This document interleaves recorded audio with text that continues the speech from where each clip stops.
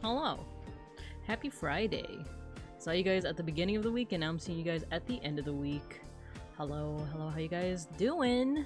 I haven't set up my tracking yet. I also haven't done my tongue twisters. I was doing my vocal warm-ups though. So at least I was doing that. And then at the very end I realized like, oh, there's only 10 seconds left in the ad break and I gotta use the bathroom. So that's why I'm a little bit late.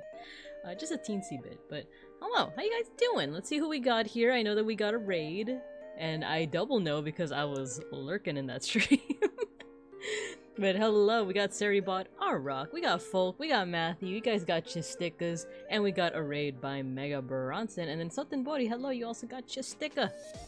But hello, how you doing? Yeah, I was, I think I talked about it before, but like, me, Mega Bronson, Beans, and a couple other of our friends, we are in a Minecraft server, and I've been addicted. He's been addicted. I think it's fair if I say that, right? Like, I think it's fair if I say that, right, Mega Bronson?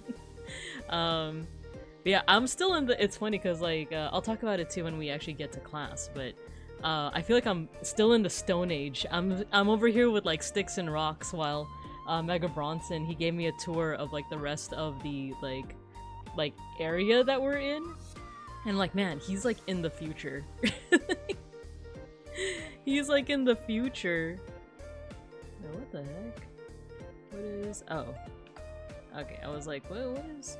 There's something on my like Google Maps that I'm like, what is this? But anyway, let's see. I spend like 8+ hours a day there. Dang, I used to be able to like marathon play games like for that long. I still remember like when I was in my 20s, I used to be able to like just play Assassin's Creed for like over 8 hours a day.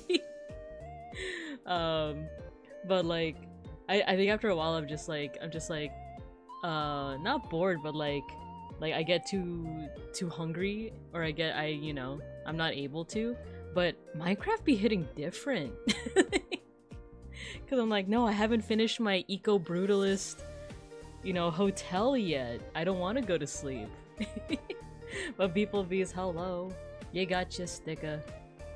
Mr. Rage, hello. The Redstone Age, yeah. Bean said this would be chill. He did say it would be chill, and now look at us.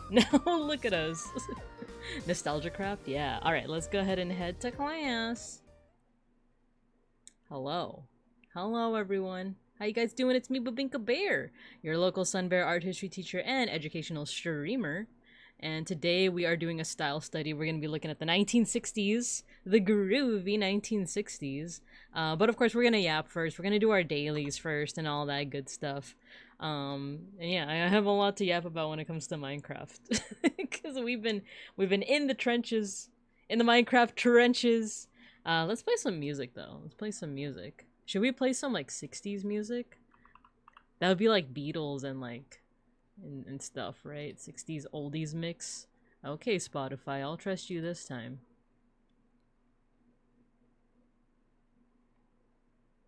What the heck? I'm not seeing no Beatles on here.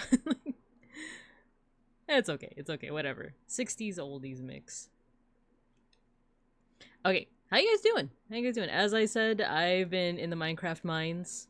Oh my god, this is this song. Lee. I have nobody. I'm so used to the sample in who was it? Was it like Neo or someone who like sampled this? But it's like super high pitched. Lonely, I am so lonely.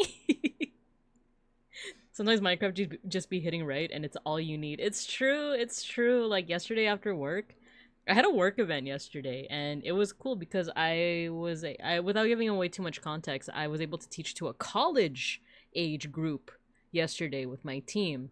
And it's cool because we're so used to middle schoolers and we're so used to being like, like if someone's talking, we'll just do the like, I'll wait. Like I don't want to be too aggressive when it comes to kids having side conversations, but that's my usual strat instead of like, can we keep the side conversation to a minimum? I do that too, but I also do like, I'll wait. But I didn't have to do that with college kids. Isn't that crazy? Isn't that insane? Though I did get a lot of blank looks. I was like the main lecturer for yesterday.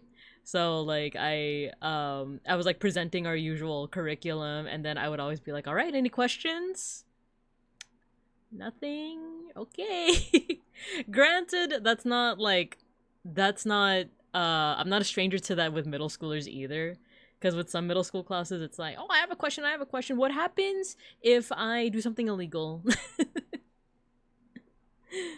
But then you also have classes that are just like dead silent, right? Like usually these are the classes where you can tell their kid, like the teacher yells at their kids all the time.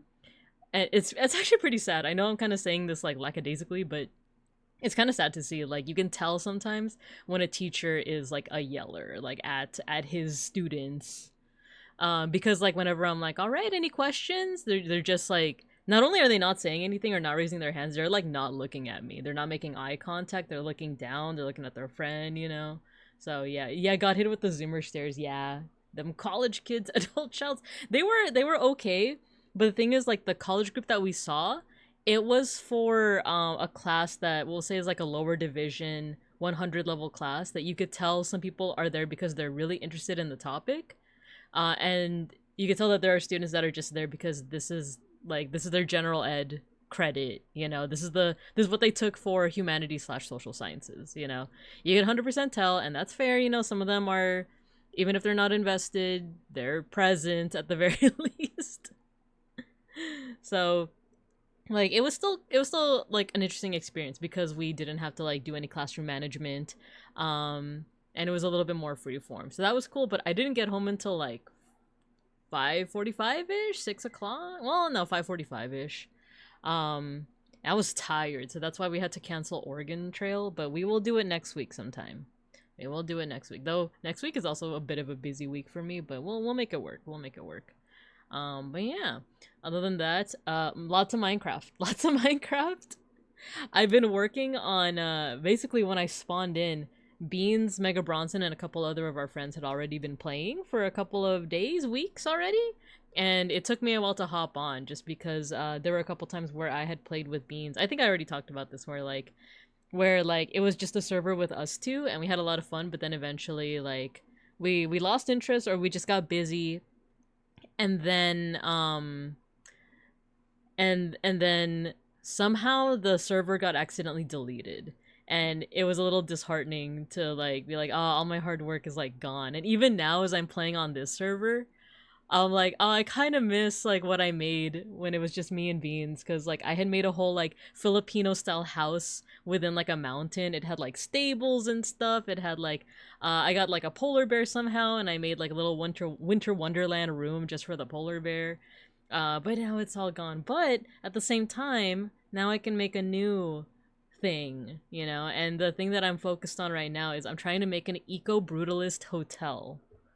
The only thing is, like, I'm just, like, making so much cobblestone into stone to give it that concrete look, and right now it's just cobblestone, and it, like, it doesn't look nice, but, and there's just so much, like, room, because basically I'm taking over an old tower that, like, Beans had built when he first spawned in, and he moved somewhere else. He actually moved to, like, a new location in the Minecraft world, For those that are coming in, they're like, what? Beans moved away? No, like, in Minecraft, he moved to another location and he gave me like the first tower. So I'm basically like retooling the whole first like base into an eco-brutalist hotel, where the first floor is having this cool like naturey like lobby and these big old like glass windows, and like the whole thing is gonna be like a big concrete like rectangle. It's gonna be a whole like cube, but it's gonna have some plants on it, so it'll be, I don't know, be a little bit more aesthetically pleasing. But so far there's no roof, so I keep getting attacked by things. That's like the main thing. Let's see. God, yelling teachers are the worst. I had an English teacher who'd constantly scream at their class because they had to control them to make sure they're on task. Oh my gosh. And like, I don't know if you noticed your very sore throat, but they're not being very controlled. Yeah, a lot of times with students, it often like gives the opposite effect in some ways. So yeah. It's funny, like, hello Dove Beetle, hello. Every time there's like a message from a bot with my name, like Babinka Bear, like the good job today like sticker message. It says Raider because I was lurking in Mega Bronson's stream, and I technically raided into my own stream. So yeah, he let me because Beans left me in Minecraft. He took all of his stuff and he left in Minecraft. But yeah, so today I was playing Minecraft during work hours because I actually didn't have that much to do today. And Mega Bronson also just so happened to be playing. And he ended up giving me a tour of, it's funny because I died in lava and his place has a lot of like lava. So I was like asking like, oh, like, do you... I wanted to find out more about his lava expertise, but then he was like, oh, you could just grab some of the like reserve lava that I have. Minecraft during work hours. In Minecraft, by the way. In Minecraft. Yeah, just in case my boss or coworkers are watching. It's in Minecraft. I'm only playing Minecraft in Minecraft. Yeah, just in case management is watching. Yeah, it's a giant OSHA violation for what I've seen. No, he gave me the tour. Mega Bronson gave me a tour today. And it looks really cool. I can imagine that like the building process, for those who don't know, Mega Bronson, he does stream, by the way, if you guys didn't know. He did raid into me, but if you guys want to see the cool house for yourself, let's see, Mega Bronson. There you go. Thank you, Matthew. Oh, the the slash at the end. You might have to do it again. Sorry about that. Yeah, check out his streams because you can see all the shenaniganery there. But yeah, it's a lot of lava, it's a lot of glass. But he's been working with a couple of our other friends, to make a whole like network in our immediate area. It's like the area where we like first spawn in, basically. But in that whole immediate area, there's like a whole network.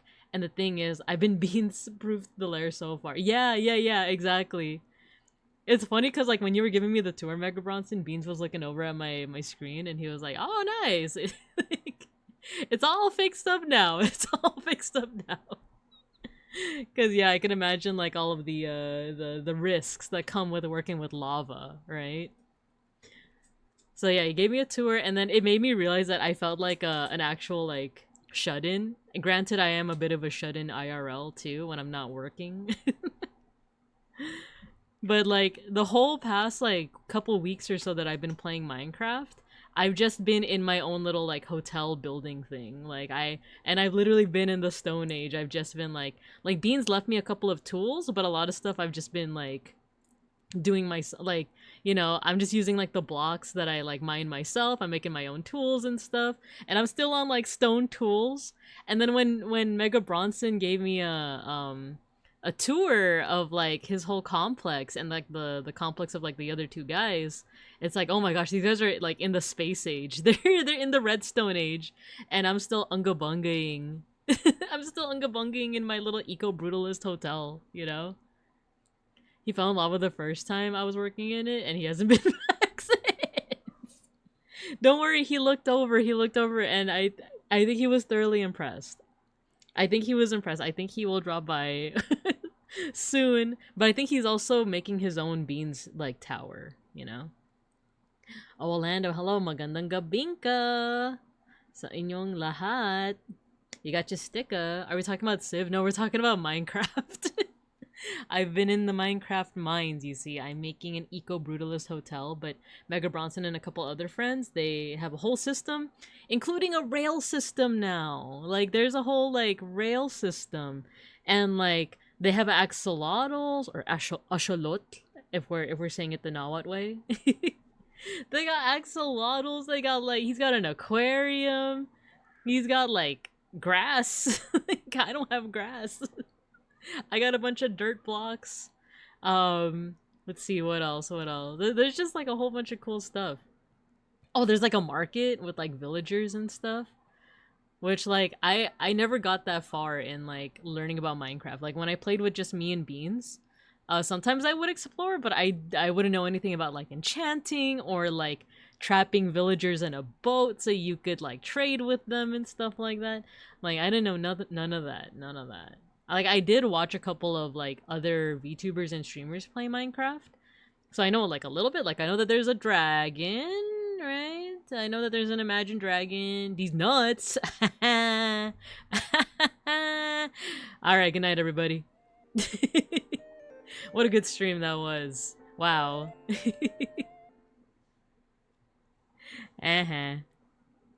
But yeah, so like, I know there's a dragon at the end. I know that Atsumika. I can't believe they invented grass. I know, right? Binka canceled. But yeah, I know that there's a dragon, and then oh gosh, so like, I got jump scared. So when it was just me and the server, I needed lava. I forgot why. Oh, I think I was like gonna smelt a whole bunch of things, and I was like, oh, I could use up all my coal, or I could get like a lava bucket. But let's see, I don't have enough lava, so let me see if I can. I know that Mega Bronson lives near a lot of lava, so maybe I could like scoop some up from like a pit or something like that. Right, so I went over. I tried to like find out where. I know that our houses are connected via an underground tunnel, but I never explored them before. That was like pre me spawning in, right? That was when Bean still had the tower. So I decided to explore those underground tunnels, and then at some point, I crossed over into like a door, and like I hear like a shrieking sound, and I'm like, oh, that's scary. What the heck is that? Anyway, I'll keep on going, and then suddenly, I don't know if you guys like know enough about Minecraft to know what this is, but like suddenly like all the like dark parts of the tunnel started like encroaching on me. I was getting surrounded by darkness, and I like, it was legit scary. Like I remember my heart rate was like going up and everything. I was like, oh, what's happening? What's happening? So I like ran back. Yeah, yeah. I ran back to like my hotel. So yes, Beans told me later on that there's a warden in those tunnels. He ran into a warden, and for those who don't know Minecraft, it's like a really scary boss that's like apparently harder than like the Ender Dragon or whatever the heck it's called. But when he ran into it, he walled it off with like dirt. But like if you see like a dirt patch in those tunnels, that's where the warden is. Why is the warden down there? I don't know. Like I said, this is like pre me spawning in. Like, I just got dropped into this land, and I was like, I just have my cute little eco-brutalist hotel, and I'm like, you know what, I'll explore the tunnels, and I'll find out where Mega Bronson, you know, where his pad is, right? And then I freaking run into the warden. What kind of luck is that, you know? It's one of those things that, like, if you ask the people that were already there, like Mega Bronson and Beans, it's like, oh yeah, careful of the dirt patches. Like, oh, that's just Jim, you know, that he just does that. Like, the warden is my neighbor. Why is there a warden down there? Did you unleash the Kraken? I did no such thing. I ran. I got really scared and I ran. Because mind you, like I said, I don't play Minecraft that much, so like I've never even like faced up against the Ender Dragon. Like I'm in it for the building. I'm in it for like the building cute little houses and stuff. So I know nothing about fighting. I'm a trad bear when it comes to Minecraft.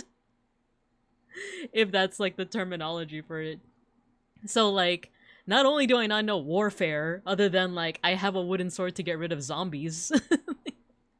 I've never heard of a warden, so when I heard a shriek and then saw the darkness encroaching in on me, I was like, oh no, and I like ran. I ran back to my eco-brutalist hotel. And then I even messaged like Mega Bronson. I was like, I'm kind of scared to go into the tunnels. It's scary down there. Minecraft made itself horror with the warden, and guy doesn't even drop any cool loot. He's just there for aura. That's crazy. It's true though. The warden. Oh hey Schnackery. Oh, Schnackery wants to leave. Give me a second.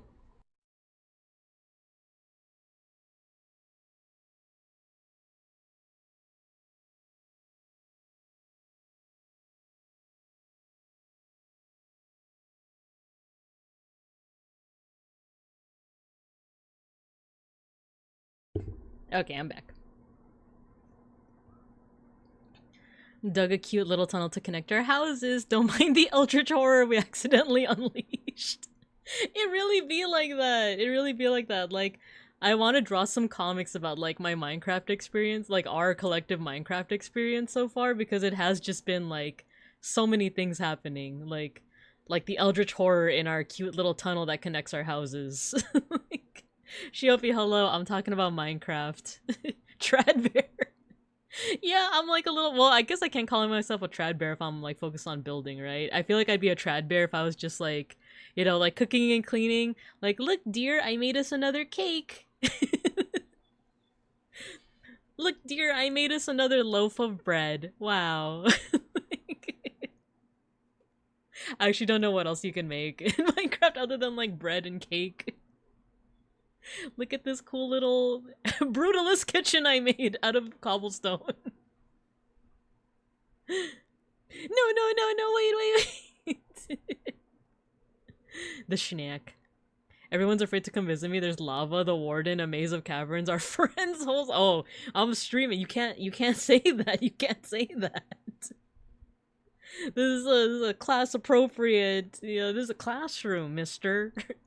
No, but yeah, there's it's funny because they're still being very coy with it, but one of the people in our Minecraft server has a collection of holes. I still don't know what they mean by that. I thought that when Bronson was giving me the tour, he would like clarify, but nah, he just said that there are holes there and that it's very dangerous. So I don't know. I don't know. Wouldn't a trad bear be in the woods eating berries and fish? Oh, I should do that. I should just be like, I can make a fishing rod actually. Now that I think about it, yeah. When I like spruce up the Eco Brutalist Hotel, I will show you guys one of these days. But right now, like I said, I'm in the Stone Age. I'm a trad bear in the freaking Stone Age, which is still kind of impressive, right? If you go to the woods and see a bear, they haven't even gotten to the Stone Age yet, if I'm being honest. I mean, you are making a home for your bears. That is true. That's true. Like the book, yeah. Like, I'm tired. I'm tired of making my Eco Brutalist Hotel. Well, that's too dang bad. I'm tired of falling into lava. Well, that's too dang bad. I'm connected to one of his holes, and the only way to get to me is to go down an MGS ladder from the surface to bedrock, and I keep dying in it. You should put water at the end. That's what Beans did, because he also kept falling from a ladder. And that's how I ended up with like an elevator system. I'm using scaffolds to do an elevator system. And it's just bamboo and string. I think I lied to you. I think I said it was just bamboo. It's actually bamboo and string. So you might need to kill a couple of spiders. But yeah, speaking of like making comics for my Minecraft adventures, I already made one like 2-panel mini comic. Cause one time I was like, you know, digging around in the Eco Brutalist Hotel. I was digging it out and like you know, making it aesthetic and whatnot, and then suddenly a spider spawns in. Like it's inside the hotel. Like, right? It's inside. It was a bit of a jump scare, but I remember that like, oh, spiders are usually neutral. Like they're not gonna attack me if I don't attack it. So if the spider just chills here, maybe he could be like a bellboy or something, right? Like, you know, maybe that's just like the hotel spider. He's just here. He's just chilling, you know? I remember like Beans was like looking over my shoulder and he was like, oh, cave spiders are different. It might attack you. And I was like, no, it's okay. If it's chill, like we'll let the spider stay, right? And then the spider started like walking towards me and attacking me. And I was like, oh, never mind. He's not chill. And I unfortunately did have to kill him. I'm sorry. If he was chill, I would have been down to like employ him as like a little bellboy, you know? It would have been sick, right? Like he would just be behind like the receptionist desk and he'd be like, welcome to Hotel Beans. You know? Yo, Nap, hello, welcome. Y'all have got to check out Not a Professor, aka Nap. Y'all have, okay, wait, let me give you a shout out real quick. I've been tuning into his streams lately, and they've been really cool. Wait, sorry, I'm like trying to type and talk at the same time. Professor Nap. Hopefully I did that right. There we go. You guys should check out his streams because actually was recommended by Amantas, whose emote you're using right now, Nap. Hello, welcome to the class. Yeah, for a little bit of context as to what we're doing, today we're doing a style study. I think I mentioned on your stream that I was like trying to get good at time guesser, and I'm doing it through these like decade studies. Glad to be a part of the class. Thanks. Nice, nice. But yeah, you guys should check out Nap. He was recommended to me by Almontes, and his streams are basically, if you guys have ever been stumped as to like what research looks like, check out his streams because he's been researching basically like these individuals within an old photo from is it like early like 1910s I want to say, but like he's researching like all the people, and it just so happens that this photo has like names of like other people in the photo, and he's like researching them like online through various platforms, like I think genealogy and stuff like that. Oh, 1888. Nice. Nice, nice. So like it's cool because like each stream is like focusing on like one person, and like you kind of get to see like what happened throughout their life. And it's also interesting, especially if you are like older than say like a millennial or a zoomer, because or sorry, younger than like millennial or zoomer, because something that I never quite knew because I didn't read newspapers when I was a kid is that like newspapers were the social media of their time. Like, and so, because like a part of me is like, oh, how are people finding out so much about this? Like, like how is Nat finding out so much about this individual, right? Like, and it's like, oh, like you're going through like newspapers and like different records that go over like, oh, this party happened, and like this happened at the party, or like this couple like had a baby, or this couple took care of like an adopted child and stuff like that. And it's like, oh, that's how like the research is being done, right? Like I don't know like why like that was wild to me because I had also done research, but it was never in like 19th or 20th century stuff. It's always like ancient stuff. So I'm out here like oh man, I can't believe that like you know, Anumkatet can't make it to like building the pyramids because he got stung by a scorpion. Crazy. Like, they would list everyone who attended the party so you would know if you didn't get invited. Exactly. It's like, check out this cool party that happened last night, everybody. Like, so-and-so attended, and like this was served, and guess what? You weren't invited. Isn't that crazy? But yeah, check out Not a Professor, aka Nap. You guys, if you guys like my educational content, you will like 100% love his educational content as well. And he also streams Sundays and Wednesdays. I believe 3:30 EST? I'm PST, so no, sorry. 3:30 PST, 6:30 EST. Cuz in my time you're like in my time zone you're 3:30. So sometimes I watch you like either during the workday or when I'm like chilling. So yeah, and yeah, Nap, when you came in we were talking about Minecraft. We were talking about Minecraft and my experience with it so far. So let me scroll up and catch up. Do y'all need an ocean inspector to come by? It sounds like y'all need an ocean inspector. No, the spider, like, I wanted the spider to be our bellboy. Like, I wanted him to be the bellboy. It's hot as heck in these funky hot tunnels. I'm in. Is that a warden? I'm gonna try slime blocks. I don't know if it stops fall damage, but I hope it just bounces. Yeah, I saw you like bouncing on them, and I'm like, what is that? Give him a little fez hat. I want to. I wish I could. The spider was the ocean inspector. Dang it! Like, I killed him. I killed the ocean inspector. That's why we have lava traps.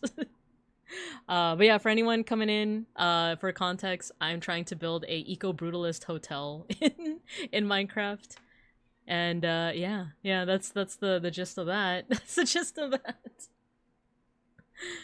But yeah, let's see. Where was I? Yeah, other than that, this week was pretty good. Like I said, I had done like a special event. That's a crazy sentence. The eco-brutalist part, or the spider being the ocean inspector? I accidentally killed the ocean inspector. I can't believe it. Why does this keep happening to me? Yes! Oh, man. Okay. So, let's see. What else is there to yap about before we get into the swing of things? Because we could do our dailies for today. We could do Time Guesser. No, actually, we usually save Time Guesser for the end for our style studies, right? For our decade studies. We could do Food Guesser, but I feel like because I didn't stream yesterday, is there any more to talk about, to yap about? I'm supposed to go to a brunch tomorrow, but no one has like planned it. Like we said like a month ago, we're like, all right guys, like because we all have busy schedules, we're gonna plan brunch in advance. This is like me and my coworkers and some former coworkers that just wanted to stay connected. And we were like, oh, we should plan this in advance because we all have like busy schedules. So we planned a brunch a month in advance. And we were like, okay, March 28th, we're gonna have brunch. All right, so clear your schedule, make sure to set that date aside. And then this week, like one of the people is like, oh, don't forget that we have brunch this weekend. And we're like, okay, cool. And then no one else like messages the group chat like at all. And it is now Friday evening and no one has said anything. Like, we don't know where we're eating. We don't know if like what the right situation is. So I'll let you guys know if I have to cancel tomorrow's stream. Tomorrow's stream is supposed to be Posca markers, but I'll let you know when I find out. I'll let you know when I find out. I caught a pink sheep. She will be our new ocean inspector. I saw. It's so cute. What are the plans? Yes. Exactly. Yeah, other than that, I can't think of much else. This past weekend has just been doing a lot of research, basically. So, it's funny because like every time I do these decade studies, it just like expands more and more in terms of like what there is to research. Because when we started with like the 1920s, let me go over to the appropriate window. So, to those who haven't been here for like our full like decade study series, here's what we got so far. I'm working off of a site called Figma. Figma balls. Goodbye, everybody. What a great stream. All right, that's like the second time. That's the second time I've like gotten away with it. You guys have to stop me. You guys have to stop me. Accidentally killed the ocean inspector sounds like the title of a 2000s comedy movie. Man, I'm not a jerk. I'm just cool with it. I'm with it. Even though they change what it is. And what's it? Wait, no, how did that quote go again? I used to be with it, but then they changed what it was, and now what's it is weird and scary to me, and it'll happen to you. Yeah, so like we started with the 1920s, which was a mistake because a part of me was like, oh, in the 1920s, that's like 100 years ago. Like, I think it's fine if I just do 1920s onward. Forgetting that Time Guster starts at the 1900s, so we're actually gonna finish to the 2010s, because we're still in the midst of the 2020s. And then we're gonna circle back around to the 1900s. I know it's gonna be kind of weird, but we did start with the 1920s. And then when we were doing the 1920s, it was just like, that started off as just like a research stream, like researching during the stream and having fun with it. And then it turned into like, all right, I gotta pregame. I gotta like do a lot of research ahead of time. Because for one, like sometimes like doing research like on Google specifically can be risky because of the doxing and stuff like that. Anytime from the 2000s or 2010s or 1990s, I'm not good with movie trend years. Yeah, I was thinking like, I accidentally killed the ocean inspector. Sounds it's giving like airplane exclamation mark vibes, you know, like with Leslie Nielsen. You know, accidentally. I guess I could destroy this place accidentally on purpose. Is this purposely shaped the United States population density map? The what? Nah, it's not. It's like kind of organic in a way. Wait, is it? Wait. Like, is this supposed to be North America, South America, and then this is like Asia? No, that was completely accidental. Because we started with like with the 1920s, we started with current events, women's fashion, men's fashion, art movements, because that was the easiest for me, and graphic design, and a little bit of car design too, so I could get good at identifying cars. And then with the 1930s, we threw what did we throw into the mix? We threw something into the mix. I think we started separating women's and men's fashion.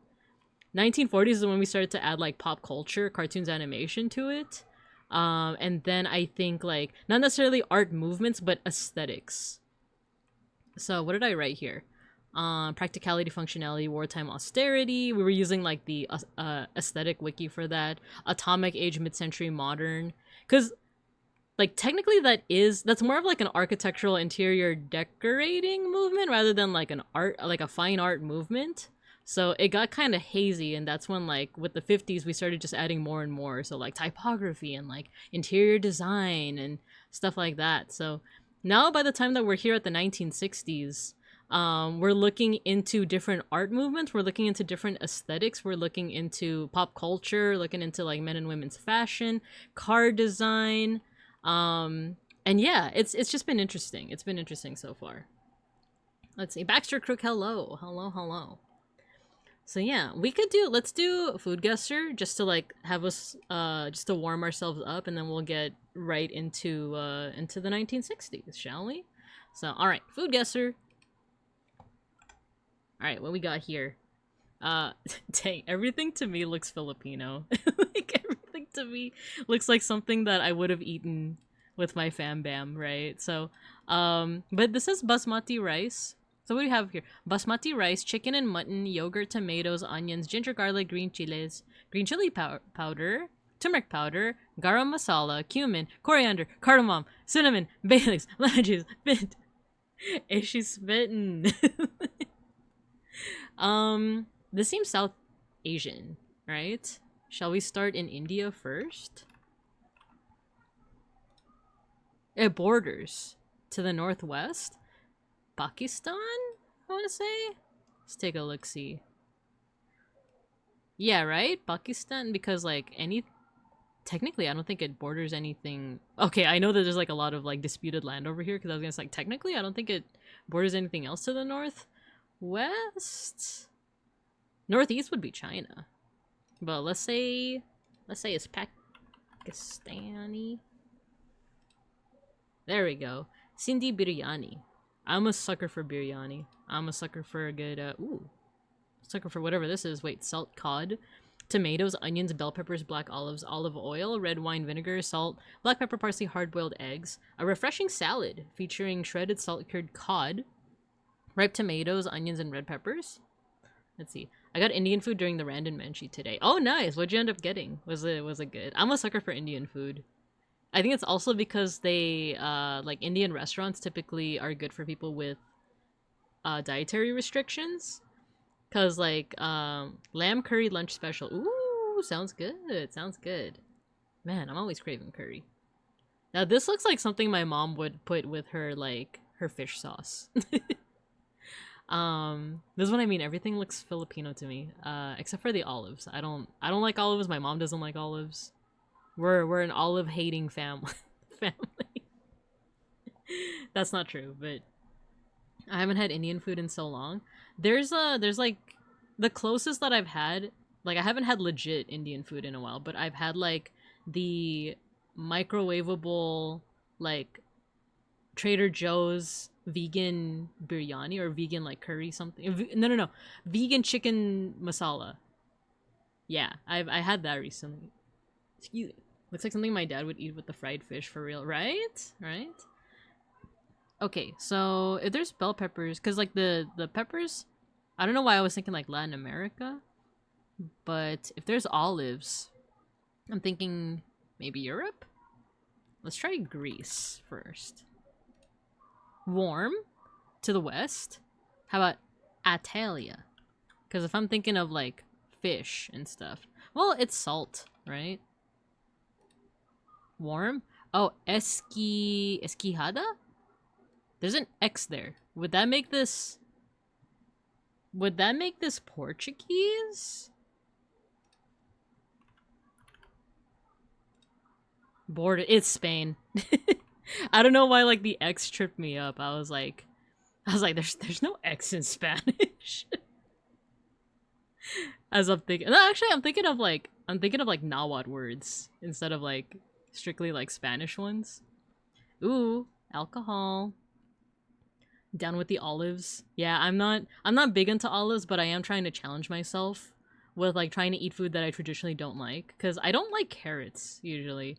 But I had when was it that I had like really good carrots?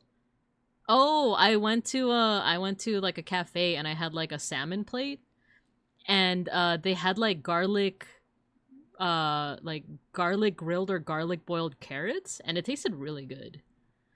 That was like one of the few times that I've like actually liked Eric's. There's no X in Spain. There's no Spanx. There's no X in Spain. Vons used to carry frozen Indian food too, but that was good, but now it's gone. Dang.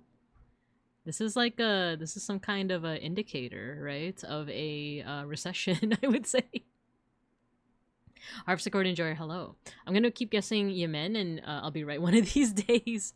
I hope so. I hope so. Okay, so white rum, sugar, lime juice, soda water, mint leaves, ice, bitters, and fruit garnishes. This dish is a refreshing beverage crafted by muddling fresh mint leaves and sugar with lime juice. Isn't this a mojito? Wait, where do mojitos come from? Like, the name sounds like it would be, like, Mexican or Spanish, right? Should we try that? Mojito. It's warm, so... And it's pointing to the... It's more east. East of Mexico would be the Caribbean, right? So it could be Cuba, it could be Dominican Republic, could be Puerto Rico, could be the Bahamas, Jamaica... And it's warm. Let's try Haiti. And let's see where we go from there. Hot. It is a mojito, but I don't know where mojitos come from. It's hot and it's to the west. So could that be Cuba? Or Jamaica? Let's try Cuba. Mojito. Yes. All right. Mojitos are Cuban. Mojitos are Cuban. Did you guys know that? I sure didn't. Share results. All right. Let's put this in the Discord. Ba ba ba ba. Where's my Discord? Okay, here we go. Daily games. Paste. All right. We didn't do too bad. We didn't do too bad today. Alright, shall we get into the research now? We're starting a little bit early because I don't know how long this is gonna go for, you know, because each and every one of these like individual topics can be its own stream. Like when I got to the part where I was looking at like art movements and looking into like conceptual art, for example, it's like, oh, this could be its own stream, but like I'll try to kind of like it's gonna be a broad, like, it's broad strokes that we're going to go into, as with all of our decade studies, that there's going to be a lot of broad strokes of like, all right, here's this art movement. Of course, it changed throughout the decade. Lots of things changed throughout the decades, but like, these are just kind of like the broad strokes that come with it. So we'll just go from there. Let me go ahead and direct to my screen. I have chat over here next to my second screen. The 1960s is so groovy. So, even though we're going to be looking at, like, a lot of this is going to be very, like, America and West-centric, and I usually put U.S. presidents because that helps me personally kind of, like, ground where we are in history, but, of course, it isn't just, like, you know, you could also go into, like, oh, who was the, who were the world leaders of the time? We do go a little bit into Mao Zedong over here, or Mao Zedong, as my parents say. But just to help me ground myself, the 1960s during this time was JFK and LBJ. And also, because Beans and I have been we're watching Mad Men a lot, a couple months ago, I want to say, the aesthetic is very much like in my head, you know? When people think of the 60s, half of the time they mean mid-60s through mid-70s. Yeah, that's what we've been finding, Baxter Crook, that like, I say this all the time too with like Time Guesser, and it feels like everything that we think of with like, let's say the certain aesthetic of a certain decade, it's usually like midway through that decade. Like that's kind of when like the aesthetics and like sometimes even the ideals of the decade kind of crystallize. Meanwhile, like the earlier half of the decade is more so like closer to the aesthetics of the previous decade, if that makes sense. So for example, like in the early 60s, you're gonna see a lot of carryovers from like the mid 50s.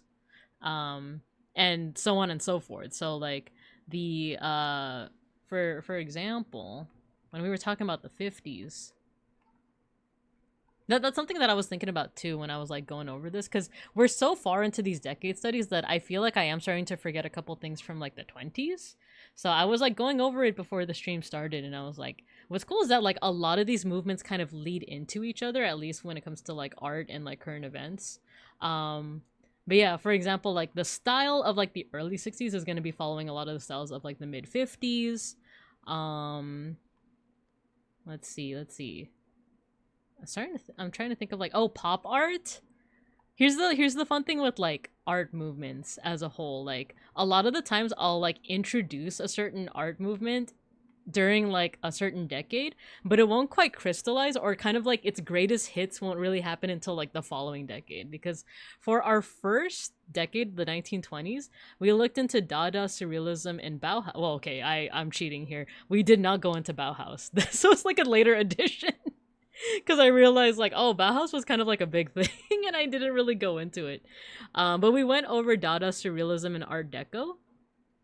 But I realized that like this painting, for example, Persistence of Memory, wasn't made until the 1930s. So like the Surrealism itself, like the movement started in the 20s, but then it starts to crystallize more so in the following decade. This is where you start to see like more of Salvador Dali. This is where you start to see more of Frida Kahlo. Wait, Pierre Mondrian is back here? I don't know why I put him later on.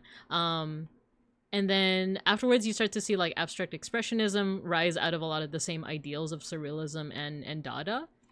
And then that starts like when we think of, or at least when I think of abstract expressionism, I think of like Rothko and Pollock, but a lot of their more famous works were actually, rather than being in the the movement was started in the 40s, but a lot of their like iconic works were in the 50s. And in turn, this is actually going to be a good segue into like our first thing with the 60s, which is going to be art movements. So pop art also started in the 50s, but a lot of the greatest hits of pop art actually came about with the 1960s. So actually, let's go ahead and start off there. No, actually, wait. I'm like all over the place, but let's go over current events and then we'll go into art movements. So JFK, LBJ, so this period was marked by the continued Cold War, including the proxy war in Vietnam and the space race, aka the Vietnam War and the space race. So the Cold War was already starting during the previous decade and the decade before that. No, actually around the 50s more so, like post-war, post-World War II. But this decade was marked more so with the Vietnam War and the reaction against the Vietnam War, and then also like the space race, because we are also going to see a couple more like space themed things. And then the 60s was pretty big too, because it was known as, and by the way, I'm kind of taking this from Wikipedia, but it's like the decade of countercultural movements with social norms. So whereas with like World War II and some earlier wars, you might see a little bit more patriotism and like nationalism. Here we're more seeing a rise in youth culture being like, no, war actually is bad. And that's not to say that people weren't protesting like World War II, but like it wasn't quite as marked as it was with like the protests against Vietnam. And I think part of that too is the rise of the teenager. I think we talked about this with the 50s, is that this is the first time there was the idea of like the teenager. Or rather, like it kind of like crystallized by this point, like the teenager as opposed to like an older child or a young adult, right? So now that teenagers became their own subculture, they had their own fashion, they had their own slang, they had their own like culture essentially, and that kind of was part of the evolution into this idea of like the 60s as a counterculture movement. So you have the anti-war sentiment, you have counterculture against religion, clothing, music, drugs, sexual, not against drugs, but going against the norm of like what's expected of like, oh, drugs are bad, okay, you know, sexuality is bad, okay. Those goddamn teenagers, they always be doing things. And then that leads to the rise of what's called like the new left. Okay, Mr. Mackey, drugs are bad, okay. Oh my god, you guys with your freaking shared brain cell.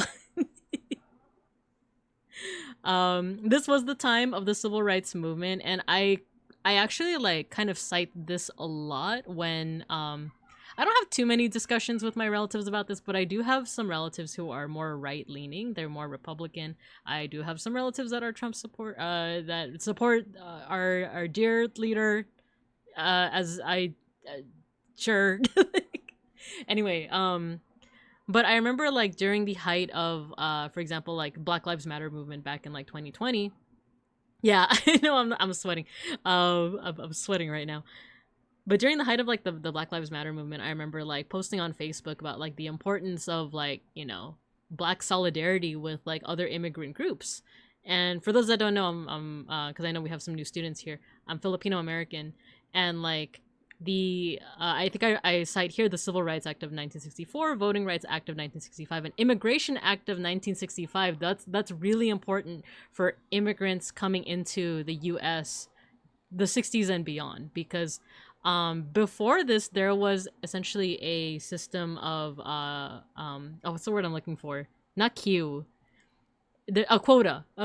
Like there couldn't be more than, say, like let's just say like 100 Chinese immigrants within a year, you know? So like you could only have like so many immigrants come in, and these quotas would be very biased against any immigrants that weren't coming from Europe, for example. So like 1 million people from like Germany or France could come, but only like 100 people from China or like other Asian countries could come. So because of that, it's one of those things where it's like, because the Civil Rights Movement, Voting Rights Act, and Immigration Act, those were kind of like supported by a lot of like those kind of like go hand in hand. A lot of the time I say that like we do have like the Civil Rights Movement and a lot of like Black leaders to thank for like the fact that we were able to immigrate here, or rather that our families were able to immigrate here.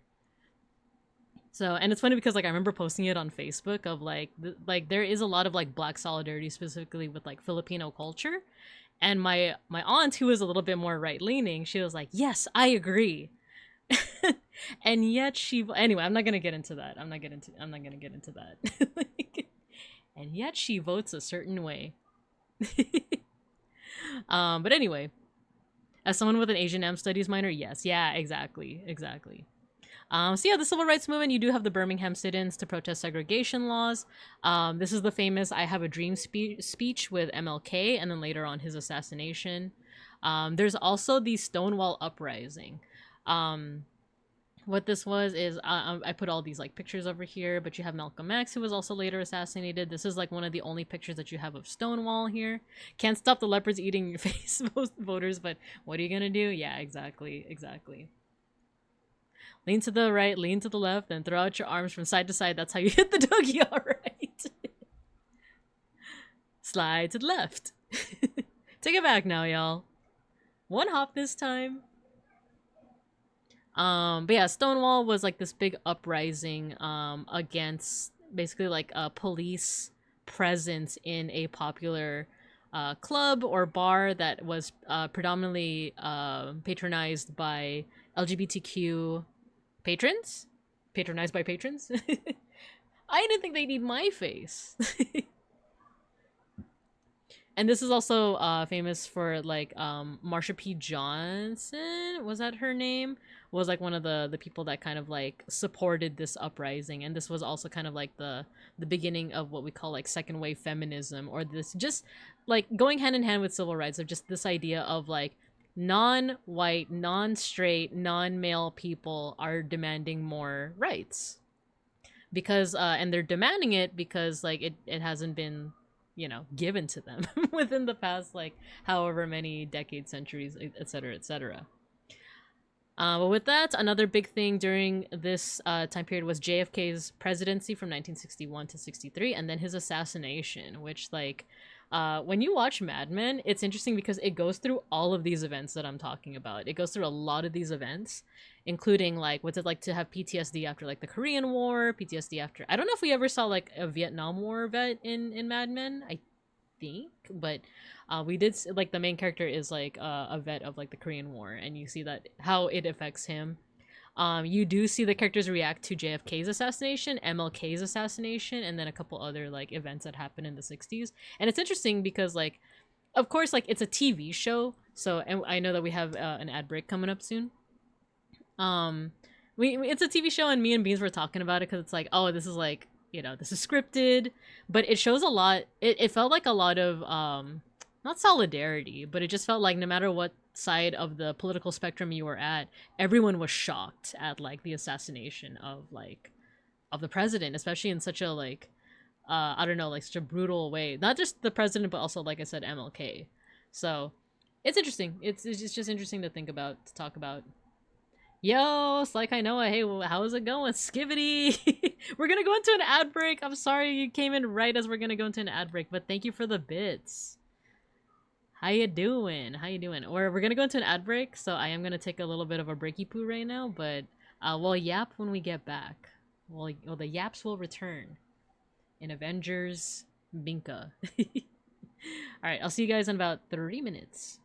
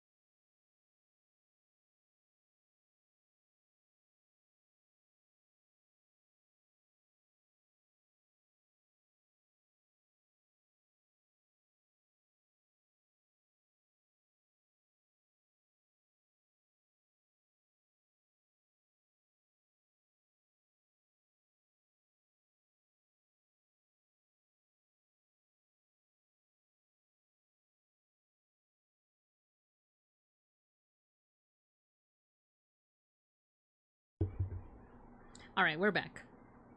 We are back. Welcome back from the ad break. I decided to be the one in the like coworker group chat to be like, yo, what's up? Are we still having brunch tomorrow? I don't know if like everyone else was having like the same thought process of like, is anyone gonna say anything? Like, are we still meeting up tomorrow? Is this still happening? But during the ad break, I'm like, you know what? I might as well just be that person. So we'll find out in real time if I'm having brunch tomorrow and if I have to cancel stream. But let's see. Once again, Slack kind of what? Thank you for the bits. How you doing, buddy? How you doing? We're doing a decade study right now. We're learning about the 60s so I could get better at time guesser. And yeah, I was talking about stuff like the reaction to like the JFK and MLK assassinations, and Orlando, you kind of like summed it up. Like, I couldn't quite elaborate on why, or like put into words why like it felt so strange to see how the reaction on like Mad Men. But yeah, it's kind of like, it's weird how different the reactions of people were back then compared to now. Let's see, if JFK got slimed today, you'd be seeing TikTok edits. That's what I mean. Like, I think that's why it wasn't necessarily like everyone was like on the same side of the political spectrum, because they definitely weren't. But it does feel like politics are a little bit more like what is it, like radicalized, like on either side in a way. And like, yeah, it's because I was gonna say like, oh, if that happened nowadays, like at least people would band together to like mourn together, but not really. Like, not really, like, because I feel like things have happened in the past like year and like couple past years where like people have died on certain sides of the political spectrum, and the opposite side will be like, good riddance, you know. And I'll admit, like, I'm kind of guilty of this too. Like, I won't go into it, but like I've also been guilty of like you know, with like what is it, like a certain meme guy who passed away. And I've seen like reactions of people being like, yeah, whatever, dude, I don't care. But then like you look at Mad Men and how everyone reacted to like MLK's, like even if it were people that like, you know, didn't give a crap about like civil rights and stuff, like they reacted very similarly to like how they would with like JFK and stuff like that. And like I said, granted, this is a show, this is Mad Men. It's very possible that like back then there were people who like reacted with like, oh, they died? Good.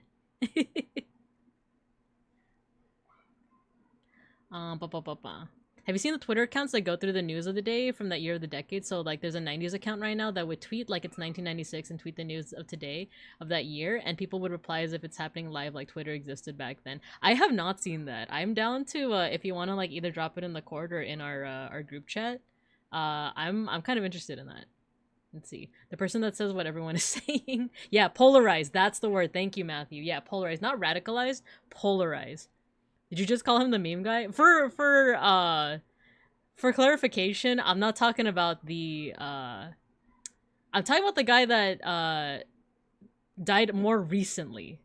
Like, not the like, I don't want to get any more political than I already have been getting, but like I'm talking about the guy that died like a couple weeks ago or last week, I forgot. The one who was like a big meme back in like the 2000s.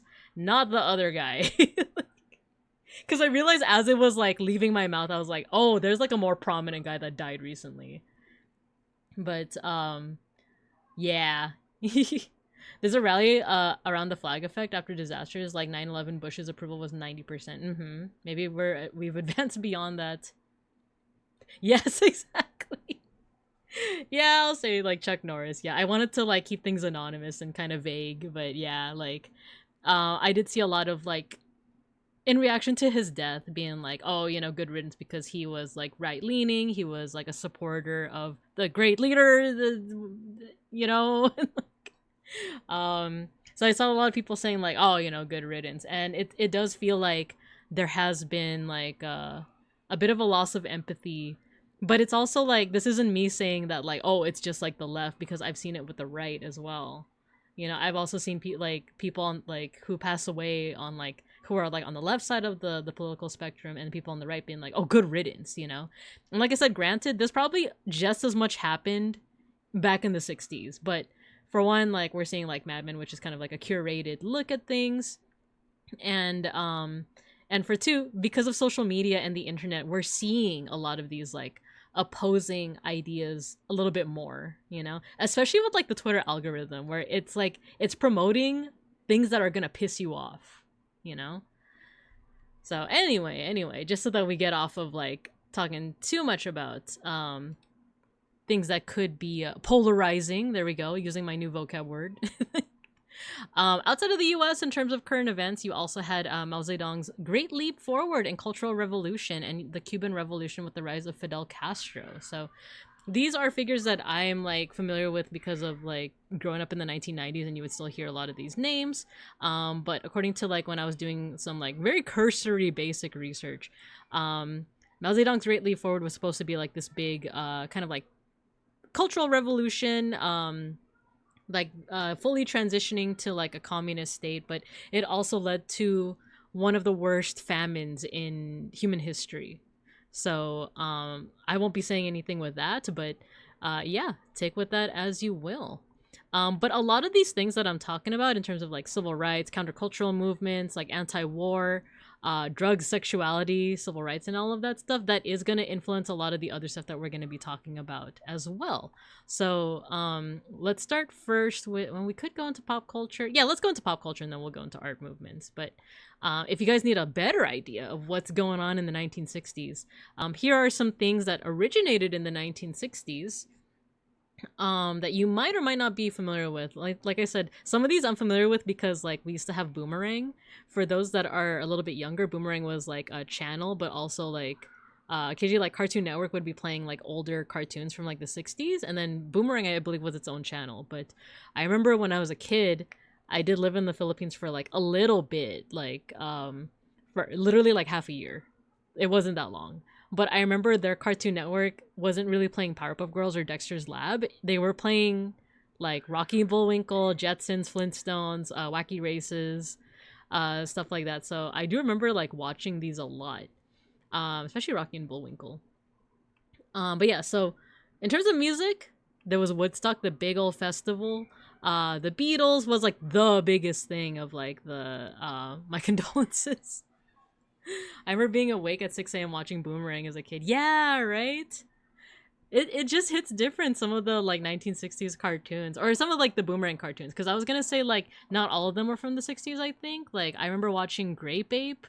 Was it Magilla Gorilla for sale, Magilla Gorilla for sale.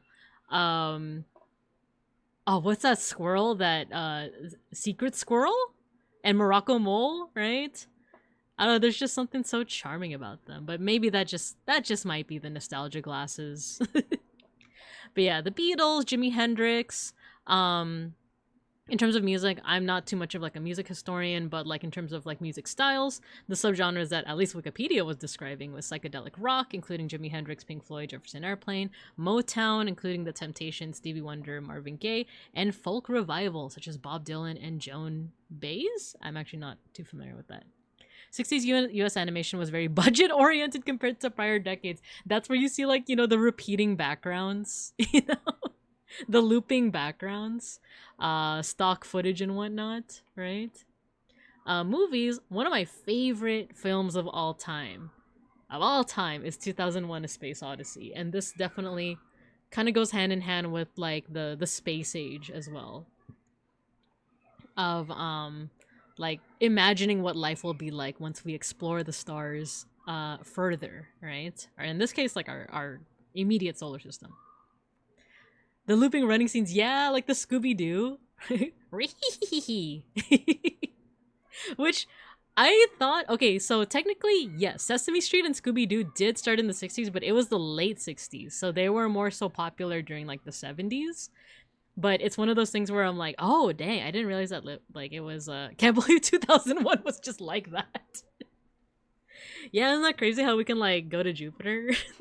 Speaking of, I keep thinking of, what was it? Not Space Ghost, Harvey Birdman, Attorney at Law, the episode with the Jetsons. So, in terms of cartoons, you have Wacky Racers, you have Rocky and Bullwinkle, the Flintstones and the Jetsons. But there was this, like, one of my favorite jokes from, like, Harvey Birdman, Attorney at Law, is, like, this, Harvey Birdman is, like, a parody cartoon for those that haven't watched it, and it parodies a bunch of, like, Hanna-Barbera films, and it puts them in, like, kind of, like, modern age. And, Black Ops 2 took place last year. Man. That's crazy to think about. But there's a part where like the Jetsons like end up in Harvey Birdman's office and they're like, we come from the far off year of 2000. And then Harvey Birdman looks at his own calendar and it says 2003 on it. It's like, dang, I can't believe we're like in flying cars and we have like little robots and like, actually no, this was an alien, right? I forgot what the deal was with this guy, but dang, I can't believe it just be like that. I can't believe we're just going to Jupiter to get more stupider and, or I guess in the book it's Saturn, right? But I can't believe the monolith, you know? Let's see, the entire Hanna-Barbera style was to animate as little as possible. That's why every character has a collar tie of some kind so they could get away with only animating the head when they spoke. True. That's like Yogi Bear, you know? Yogi Bear with his like little tie and a boo-boo. Let's get ourselves some picnic baskets. Jen had some sick animated movies in the 60s before the Cultural Revolution. First recognizable anime in that decade too. Oh, I didn't know that. I'm interested in checking that out. I also like interested in checking out some more like Soviet animation. I think we talked about it last time, but there's a lot of like banger Soviet animation from like the 50s, 60s, and then getting into the 90s as well. But what else? Lawrence of Arabia, Psycho, Planet of the Apes, Breakfast at Tiffany's, The Good, the Bad, and the Ugly, and then this one isn't as well known, but it's also one of my favorite movies, is Lion in Winter. This one has Peter O'Toole as Henry II. It has Katharine Hepburn as Eleanor of Aquitaine. There's someone else too. I'm forgetting, like, there's someone else that is like really prominent in this one. What? Oh my gosh, it's gonna bug me, but I just love it. I watched it in high school once, and it became like one of my favorite movies of all time. Like, and this was one of those like times where you could tell the teacher like put on the movie not necessarily to educate us about Henry II, but because they had a hangover that day. Like, it's like, yeah, whatever, we're gonna watch Lion in Winter. Like, but I love it. There's like this speech that I remember from like Katharine Hepburn playing Eleanor of Aquitaine, where she's talking to her kids and she calls them like, oh, my little piglets, and she says it with as much like kind of like sorrow and venom as like one can, you know?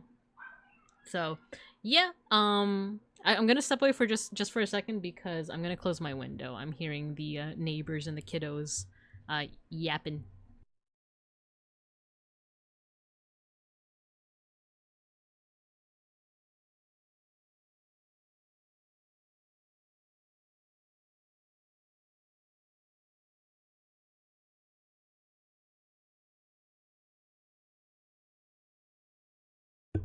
Okay, yeah, I think you guys heard the dog, right? That was the point where I'm like, all right, I think I need to close the window. Let's see. Dr. Livesey the meme. Guess Who's Coming to Diner feels like the most 60s American movie to me. I'm gonna admit I haven't seen a lot of these movies. So I haven't seen Lawrence of Arabia. I haven't seen.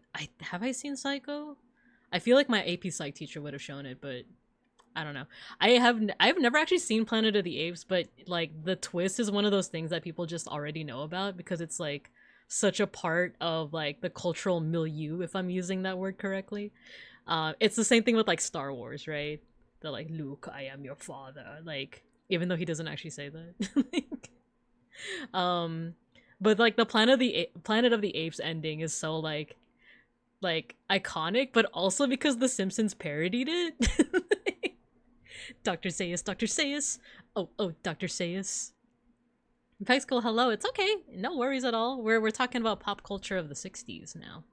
James Bond started in the 60s. Yeah, it did. It did. It did. I keep hearing Eleanor of Aquitaine Hunger Force. Yeah, you don't remember that character? She's one of the pixels. She's one of those pixel aliens with the middle finger. Lawrence of Arabia is long but gorgeous. Ah, I'd be down because that also has is that also Peter O'Toole? I don't remember. You got your sticker. Let's see, what does Vader say? I think he says like, yeah, he says, no, I am your father. It's like, you killed my father. No, I am your father. He says that. He doesn't necessarily say like, Luke, I am your father. But it's like, it's one of those like close enough. But it also kind of counts as like a Mandela effect. Because he doesn't say like quite the exact thing. No, you're Vex cool. Psycho's perfectly good but feels basic, far from my favorite Hitchcock. Ah. How do I time you out? Ah, jeez. And then TV shows. Doctor Who. Do do do. Do do do. Though the thing is, I never watched like classic Who. I'm a bit of a poser. I only watch the revival with Christopher Eccleston and David Tennant and Matt Smith. But Doctor Who did start here, and then so did Star Trek. The original Star Trek. Which once again I didn't watch, but like I barely even watched Next Generation. That was like my step grandpa's thing to watch, and I kind of do want to get into it, but it's just not enough time in the day. Lawrence of Arabia equals Peter O'Toole and Alec Guinness. Ah, okay. The version I remember is Luke, take this cerveza crystal. I'm sorry if I yelled into the mic, but I know what you're talking about.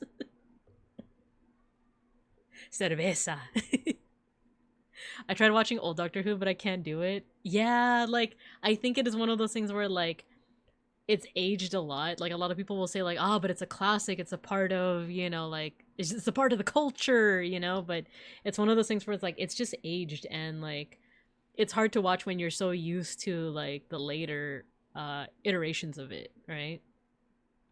Though I will say, there are still some things that hold up. I am gonna get to that because I started watching classic Addams Family. And in my humble opinion, I think it holds up. I think it holds up very well. But we'll get to that. So yeah, in terms of TV shows that started, Doctor Who, Twilight Zone, Dick Van Dyke Show. Is Captions gonna censor me for saying that? No, they didn't. What the heck? I thought my captions would like censor it. That's just his name though. That's just his name. Let's see. Bewitched, Gilligan's Family, Beverly Hillbillies, Addams Family, Star Trek, and the Adam West Batman series. Those are all shows that started in the 60s. Of course, a lot of them, like Star Trek and Doctor Who, would go past that. And then in terms of animation and kid shows, you had, like I said, the Flintstones, the Jetsons, Johnny Quest, which I only know through the Venture Brothers, and Wacky Racers and Adventures of Rocky and Bullwinkle. And then, like I said, late 60s, technically Sesame Street and Scooby-Doo do start in the 60s. They start in 69. But, nice. But that means that they're a little bit more popularized by, like, the 70s. But technically, they do start in the 60s. But yeah, so, like, a lot of these, I'm trying to remember, like, what is the context in which I like, watch these, because some of them were on Nick at Night. Like, if you watch Nickelodeon, at night, they would play, like, Bewitched, and I think the Dick Van Dyke Show, and then others would play on basic cable, I think during the day, because I remember, like, if I missed school that day, that's when I would catch, like, Gilligan's Island and, like, Beverly Hillbillies.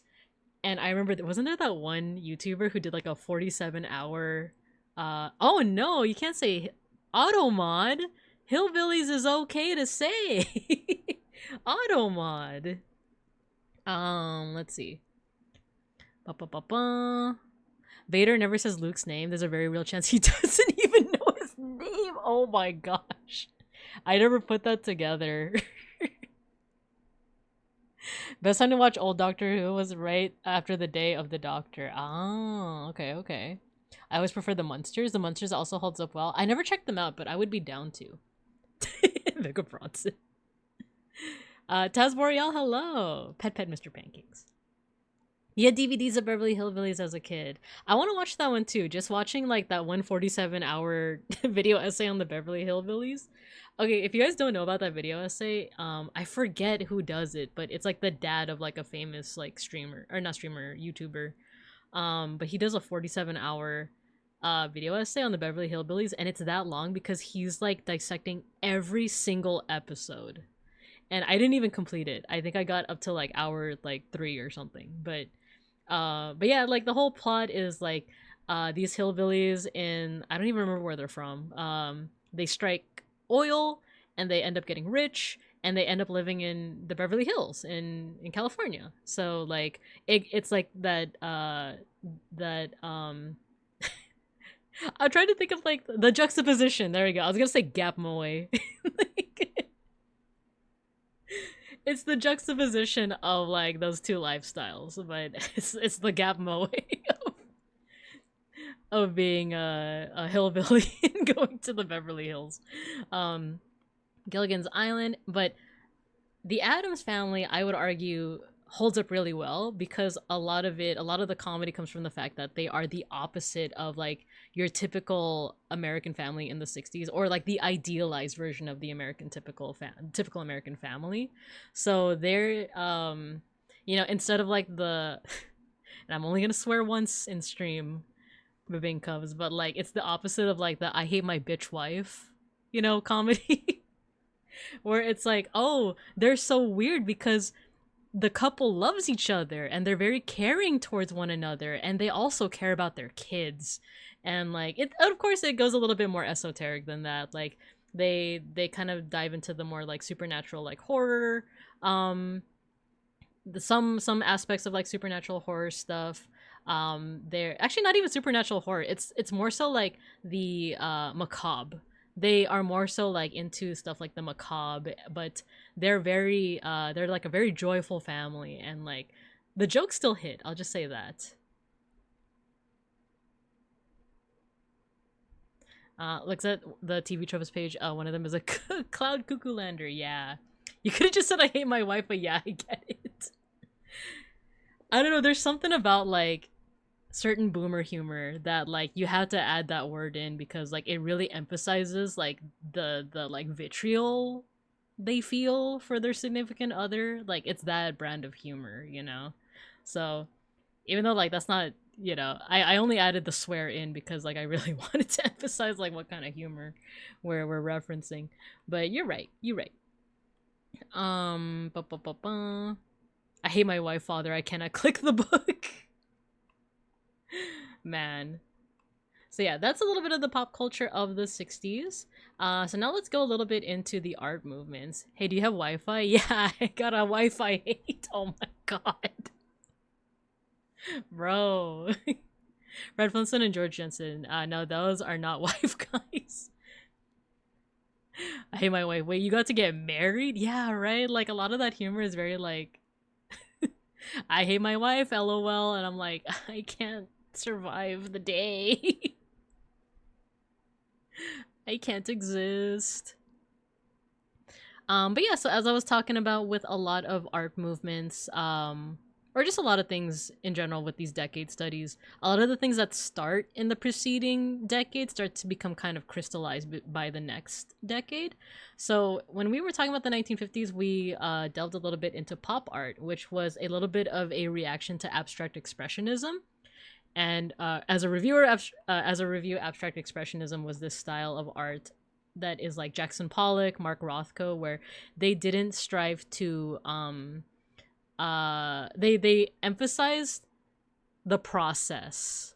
For Jackson Pollock, he emphasized more the process of art making, where Rothko was like using these rich colors to channel some kind of like introspection.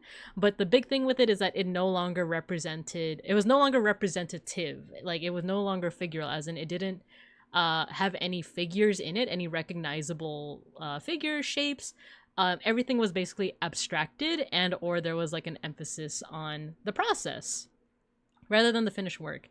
We're going to come back to that with the 1960s because there's like kind of further exploration of that. But we did talk about pop art. This was kind of a reaction against that, where they were saying that like, no, instead of making art unrecognizable, use the most recognizable things. You need something like for their some of the pop artists' philosophy was like, no, we need to anchor some of this art to the recognizable. And they were also kind of using the recognizable. Hot take, I hate Rothko so much. Yeah, so like I was talking about it before that when we went over abstract expressionism, where even though I am an art historian, and even though like learning about these movements has given me a newer, more of an appreciation and understanding for it, there are still certain movements that I dislike just on kind of aesthetic grounds. For me, it's Pollock. Like, I understand what he's going for. I understand his philosophy with making it. I get it, but I just don't find it as aesthetically pleasing as, say, Janet Sorbet. or not sorbet. What is it? Sobel. Sobel. I got ice cream on the mind. Cause she does the same technique, but hers just to me feel a little bit more aesthetically pleasing. With Rothko, I wouldn't say I hate him, but I also like, as much as I like understand what he's going for, I also just kind of like am like meh on it. Like this whole movement of like color fields, I understand, and I understand that like you do have to see them in person to really understand how rich some of these colors were. But it just doesn't appeal to me. And that's okay. That's okay to say, is that like this just does not appeal to me. But I get it. I understand it. All those marriage cakes with the wife dragging the husband by the chain, yeah. Or those like enjoy your last days of freedom jokes. Exactly. It's that kind of humor, right? I don't get Rothko, but I'm told you have to see it in person. Yeah, that's like the thing like that a lot of people will say, is that you have to see it in person just to see how rich a lot of the colors are. But I will say that I have seen it in person. I get it. I get the philosophy. I have seen it in person, and it's still not my cup of tea, personally. But that is also just part of that is also just like people just have different ideas of aesthetics. People just have different like things of like what vibes with them. And that's okay. That's essentially like arguably the beauty of modern and contemporary art is not just the artwork itself, but the conversation you have around it. This like this space to agree, disagree, and discuss it more and talk about like what is it about it that you dislike or like. Because one of the biggest examples of that I bring up every so often is the work of oh no, why am I free? Edward Hopper. Edward Hopper. A lot of his works depict solitude and loneliness, and it's supposed to be kind of melancholic and somber. But for me personally, because I'm a very introverted person, I find his works very comforting, actually, because like this is something that like, yeah, I would like a quiet night, I would like a quiet evening, right? Whereas like Hopper himself might be like, no, my whole thing is supposed to it's supposed to be more melancholic, but there is this like room to have individual opinions on an artwork, even if it goes against what the artist intended, right? But the thing with modern and contemporary art is that it dives more into that. It is almost this idea of like, yeah, you should question like what you should draw your own interpretation. You should have like you should ground these within your own ideas of aesthetics and your own like likes and dislikes.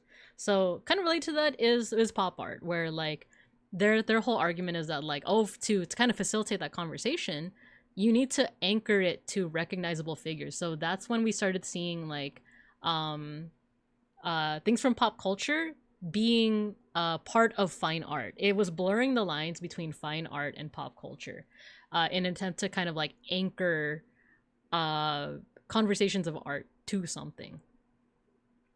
So Pollock was basically good at color theory. I would argue, okay, so like just personally like I just don't like his color use. But like I said, that's just me.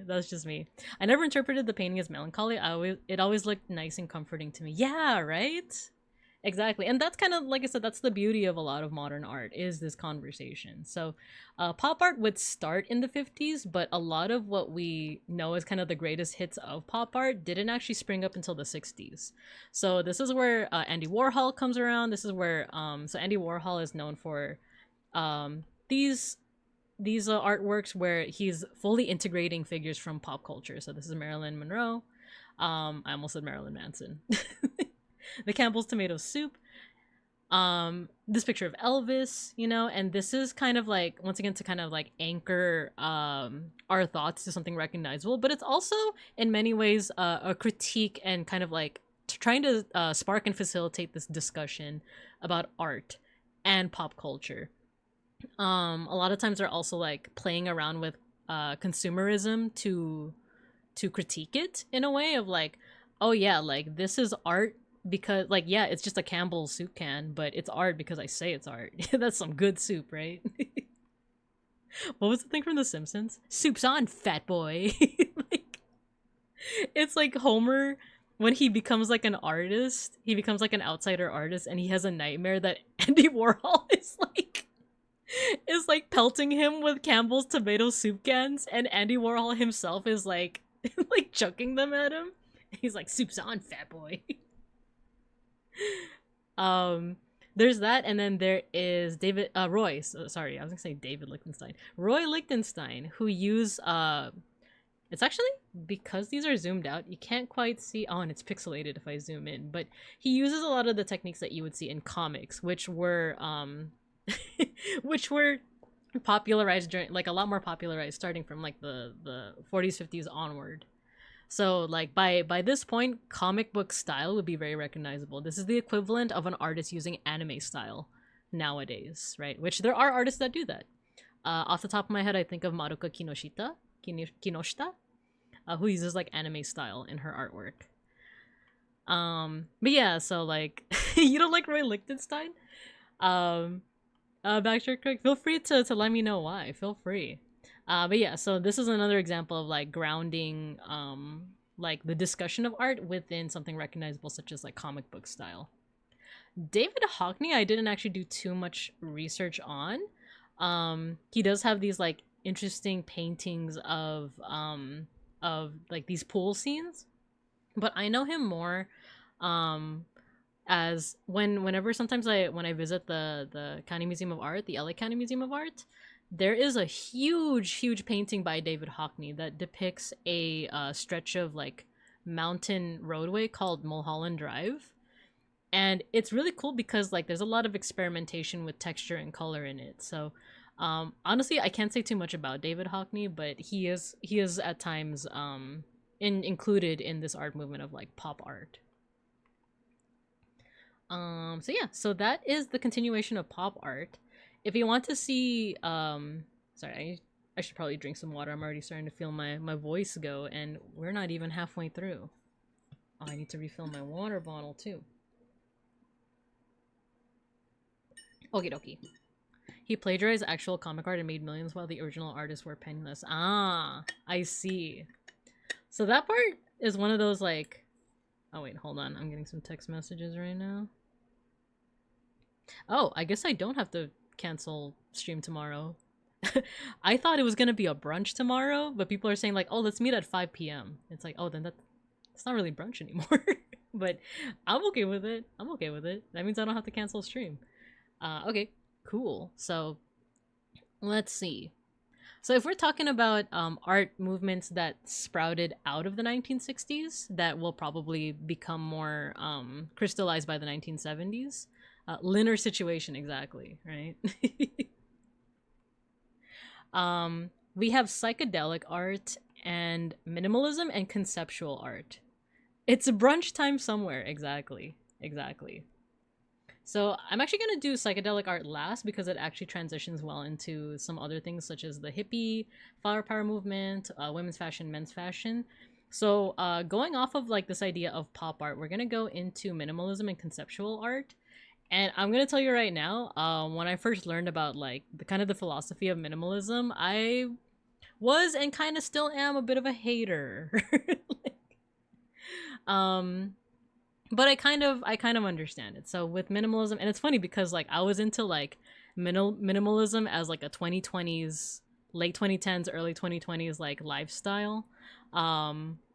Not so much anymore. I'm more so like Marie Kondo rather than minimalism, which isn't the same thing. But in terms of like minimalism as an art movement, the basic philosophy of this one is what you see is what you see, as in like there isn't meant to be any deeper meaning. It's the focus of the art is the art itself. So this is another rejection of abstract expressionism. But artists of this movement tried to is this the banana duct tape to the wall? That one I would more so say that's conceptual art, but we'll get to that as well. Color in black and white squares on the bottom looking like a printer test. Yeah, this one I kind of appreciate a little bit more because of its use of color. It's more so these that I'm just kind of like, whatever. Like it's basically the art itself is like these geometric shapes that exist in 3D space and are just like kind of taking up space. That's where I'm just kind of like, I get it, but I don't like it. But the thing with minimalism is that there's supposed to be a complete like removal of any kind of emotion, any kind of representation, any sense of the artist's hand. So like by default, when you draw something, it has a little bit of your style and your influence in it, even if it's a little doodle, right? Even if let's say I think I brought up this example a while back that I was just kind of doodling on one of my like work papers, and one of my coworkers saw it and they were like, oh, who drew this? You know what, it looks like Binka's style. Like, I'm pretty sure Binka drew this. And I was like, but I drew it off of a reference. Like, I didn't put any of my style. I literally like Googled a like Aztec god, Tlaloc, and I like drew off of the reference. And I was like, how could you tell that it's my style, right? And then I told you guys this story, and you guys in the chat were saying that like, oh, everyone has a style. Like, even if you're drawing off of a reference, there's like a particular style that you're putting into your art. And it's funny that that should happen like only a couple of weeks ago, because this is basically like relating to this idea of minimalism. Because like, no matter what, your art is always going to have a touch of you in it, intentionally and unintentionally. So the whole like thing with minimalism is that it's trying to remove that. It's trying to take that away and make it so that the focus is simply the art. If the art is all about emphasizing color, it's just about the color. If it's about emphasizing line, it's just about the line. If it's about emphasizing the shape, it's just about the shape, you know?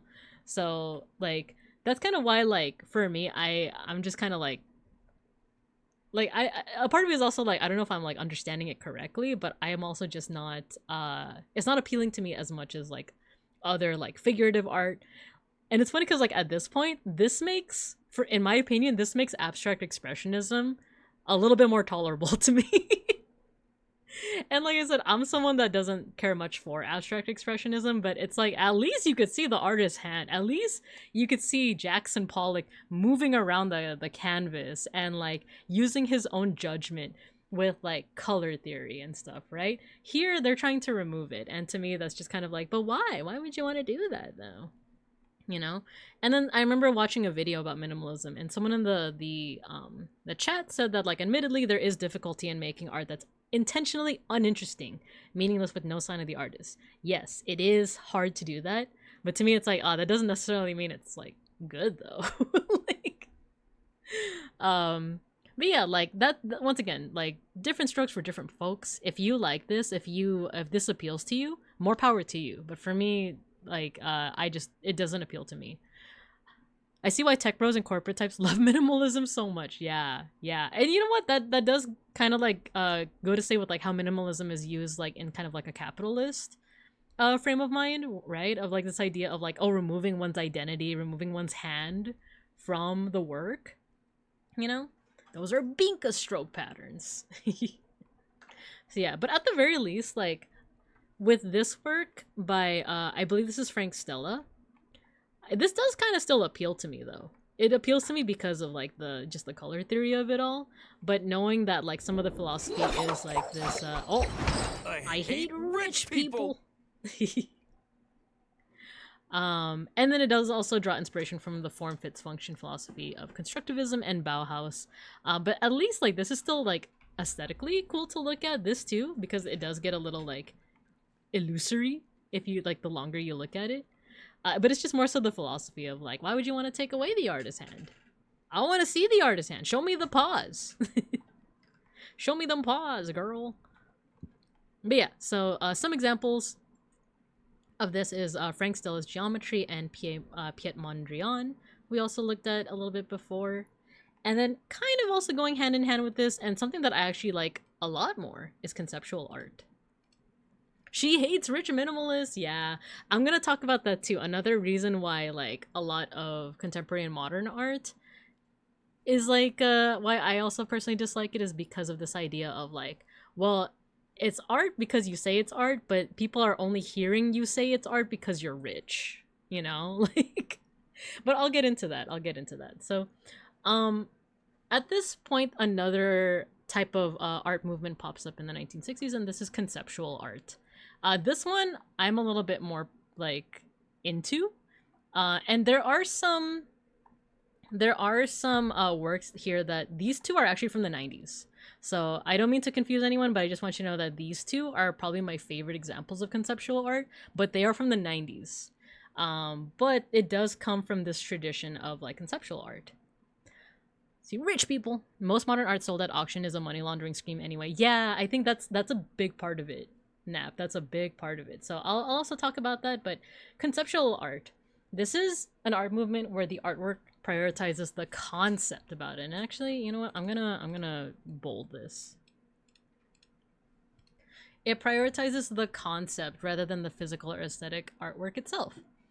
And this seems to me like kind of a logical, like, continuation of abstract expressionism, where the process is like the main thing, right? Like if we're talking about Jackson Pollock's paint drips, the whole thing with that is that it's showing the process of his art making.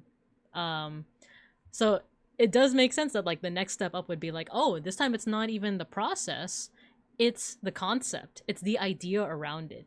And this is where I think a lot of people, this is where I might lose a lot of people in terms of like, or not me, but this is where conceptual art might lose a lot of people, because depending on how it's executed, it can seem very like, what, this is art, question mark. I think one of the ideas is this one.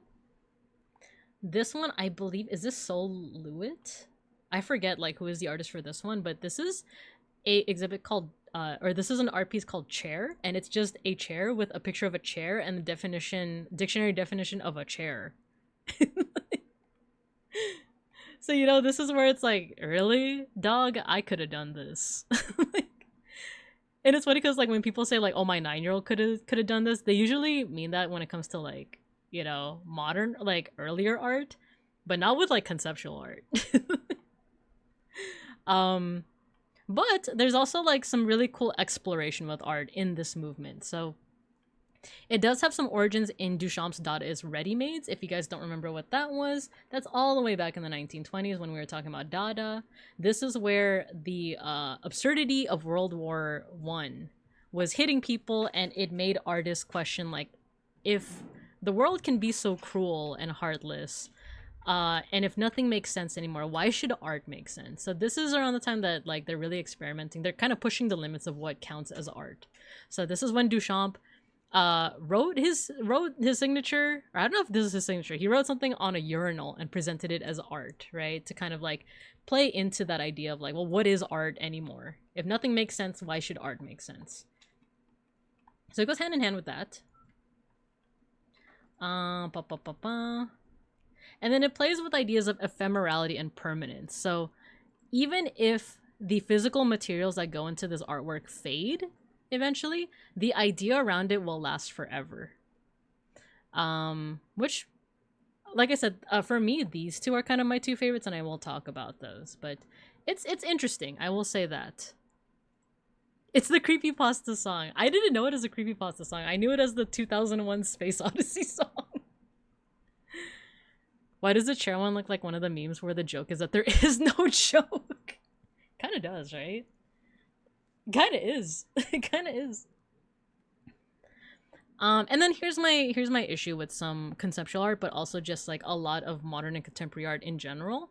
It's this idea of like, while these ideals are quite lofty, there's also a question of how this movement and its artists were able to become popularized, i.e., if a poor person or someone without resources, or that is like in a location that's not the West, were to come up with these same ideas, how would we know about it? The only reason why we know about some of this art and some of these ideas is because it was able to be popularized by people with power and with money. And that's why, that's why, for example, like the banana duct tape to the wall, if like a random person in, let's say like, I'm just gonna name a random country, like French Guinea, were to do the same thing, would that gather as much attention as it would if it was happening in, where did it happen again? Was it in New York? the banana duct tape thing? And if it wasn't like a rich person or a person in power doing it, right? So I think that is like one of the many issues, but that doesn't take away from the fact that like conceptual art does like, it does explore like interesting ideas. So for example, like Sol Lewitt's instructions. This is an interesting concept where it's like the artwork is instructions on how to make artwork. So this was it's called wall drawing, and it was shown in the Boston Museum. And it's just instructions on how to make art. It says on a wall surface, any continuous stretch of wall, using a hard pencil, place 50 points at random. The points should be evenly distributed over the area of the wall. All of the points should be connected by straight lines. And I don't quite remember if when this was shown at the Boston Museum, they actually welcomed people to try it out on their wall. But that was kind of part of it. Like, part of the art experience is you making the art, is you following the directions and making the art. So then the question becomes like, oh, are you the artist then? Or is the guy who wrote the instructions the artist? I feel that the chair makes us ask the question, is there a reason for this to be here? Continuing, is the reason that there is no reason? Yeah, exactly. That's kind of where conceptual art plays with, you know? And that's kind of like why I kind of like modern and contemporary art as a vehicle for talking about art. Whether it's I freaking hate this because XYZ, or I like this because XYZ, or like I'm mixed because of XYZ. Like, love or hate conceptual art, it does spark this conversation. I believe everything that has been created by a person is art, but whether or not it's any good is a whole other question. Exactly. I feel the same. Sometimes I just want to look at a nice realistic equestrian painting. Yeah, and I feel like when I was researching conceptual art, I saw in the comment section people saying like, I understand it, but like I kind of just want to look at like something very aesthetically pleasing. And I don't want to worry too much about like how it was made. I just want to see it, you know? So, but I think this appeals to me because I do have like some experience with this. I forgot if I talked about this, but I at one point, once upon a time, I was a gallery attendant for a small gallery. And one of my first tasks in this job in college was to, I can't reveal too much. Let's say it was to blow up balloons. Let's say that the art, like, it was an art installation that had to do with balloons.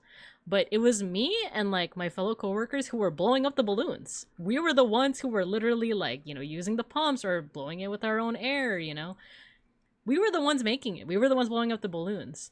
So why is it that like we're not credited with it, but it's the person who came up with the concept that's credited with it, right? So like, I think that's why this kind of like tickles my fancy, because I've personally experienced this before. Like, I was the person who made the art, but I wasn't the artist. So in many ways, like, you can understand how like that feels unfair then, right? That feels unfair that like I was the one who did the art. How come it's not my name on the wall, right? Don't say that. I know what I said. As it left my mouth, I was like, oh, I regret that. Oh, that's what you mean. I thought it was my use of the word blow. It gives leeway to AI prompt artists. Yeah, that's why I think it's like, that's why it's an interesting conversation, and that's why I'm not necessarily saying that I agree with it. It's more so like it does like tickle certain parts of my brain because I've experienced it. And it's not necessarily like, oh yeah, I like that I wasn't credited for blowing up all those balloons. I feel like it's easy to get to, whoa, dude, going down what I was saying, but in the end, I feel getting you to think about it in the first place, no matter what you ended up thinking, was ultimately the point. Exactly. I love that, folk, because that perfectly encapsulates like what I feel when it comes to like a lot of like contemporary, modern, and conceptual art. Like, it's gonna sound cliche, but it's one of those like, it's kind of the thought that counts, right? It's kind of the thought that counts. Of any type of museum job I could have, working at a modern contemporary art museum would be my nightmare. Mostly because I don't want to deal with living artists. Yes. Like, as someone who has been in the museum world, 100%, like 100,000% yes. These are a couple more examples of I think this is Sol Lewitt's art. This is different ways that you could draw a cube, basically. It's like different iterations of like a cube. Like, if you were to put all these like little plastic pieces together, you would make a cube. But it's one of those like things to think about, like the pieces of the whole and at all. Like, and all of that, basically. This is Eleanor Antin's 100 Boots, where she basically took 100 pairs of boots and just kind of posed them and took the photo. So arguably, like the question is like it does make you think about all these things of like, oh, what does it mean to like go through the journey of making art? Does this also count as like photographic art? Does this like, you know, I won't go too much into each and every piece, but these are all examples of conceptual art, and these are two of my favorites. And like I said, these are from the 90s, but it does come from this movement from the 60s. So this is, and I'm saying this as a quote, so I'm allowed to swear. So John Boscovich's Electric Fan, parentheses, Feel It Motherfucker, and then Felix Gonzalez Torres's Untitled Portrait of Ross in LA. Both of these come from very similar ideas of the artist lost someone close to them, their significant other, due to the AIDS epidemic. And unfortunately, a lot of times because of the stigma associated with AIDS, and like the LGBTQ gay community,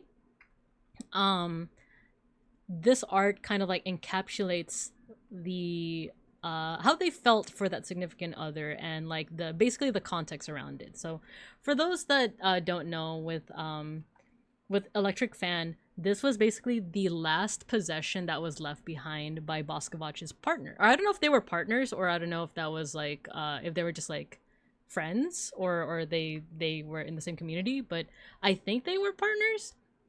But basically, like, when John Boscovich's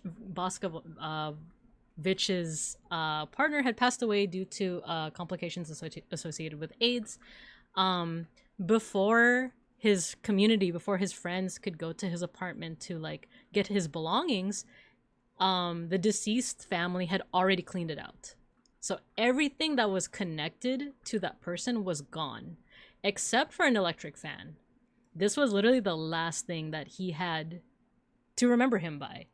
So he chose to take that fan and to like enclose it in this I think it's plexiglass, I forgot which, and it also has like holes cut into it, and the fan is also plugged in, so it is blowing air at you, and it's almost like blowing the air of like this deceased person at the viewer. So ostensibly speaking, this is just a fan.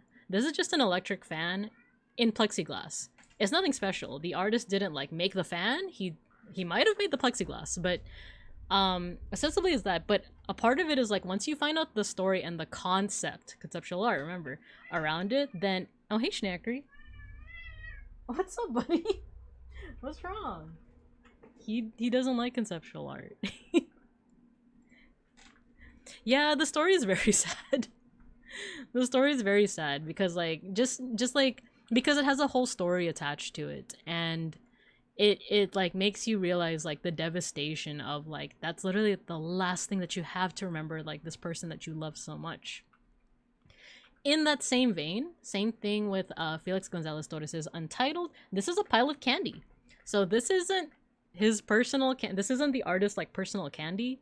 This isn't even candy that he made. It's just random candy. In fact, it kind of like goes with this, where the artist kind of gave directions to like the museums where this is going to be shown, to put this amount of candy like in the corner of your museum, but it has to weigh exactly this much. I don't remember the number off the top of my head. Let's just say like 137 pounds. So let's just say that like, oh, like it has to be, it doesn't have to be like an exact candy. It could be whatever your local like drugstore sells. This much candy has to go into the corner, and it has to be this amount. And there's also directions in which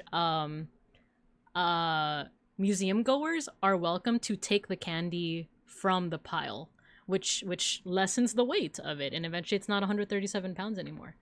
And the concept for this is that 137 pounds, once again, I don't know the exact number, I'm just making up a number, was the weight of his partner, Ross, who had also died due to complications of AIDS.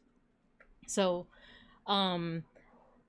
it was symbolic of Gonzalez Torres seeing his partner wither away day by day due to those complications. So like, as the museum goer is taking away the candy, the sweet treat, you know, this thing that you're gonna take with you, and when you get back home you can eat it and it tastes really sweet, right? But it's almost like mirroring or like calling back to this idea of like seeing your loved one wither away.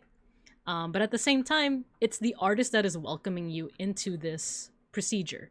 It is the artist saying like, please take this because you're now a part of this. You're now a part of this this memory.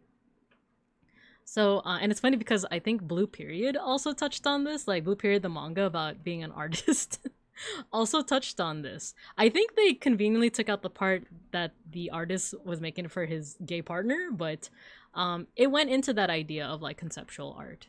We do have an ad break coming up, by the way. As a museum worker, having candy and people eating it in the galleries is triggering me. Yeah, no, I feel that. Like I said, I used to be a museum attendant, and like there was one and I used to be like a little bit more in the museum world, and there was an exhibit that was like like it was just a lot. It was just a lot because it was an exhibit that had to do with trash.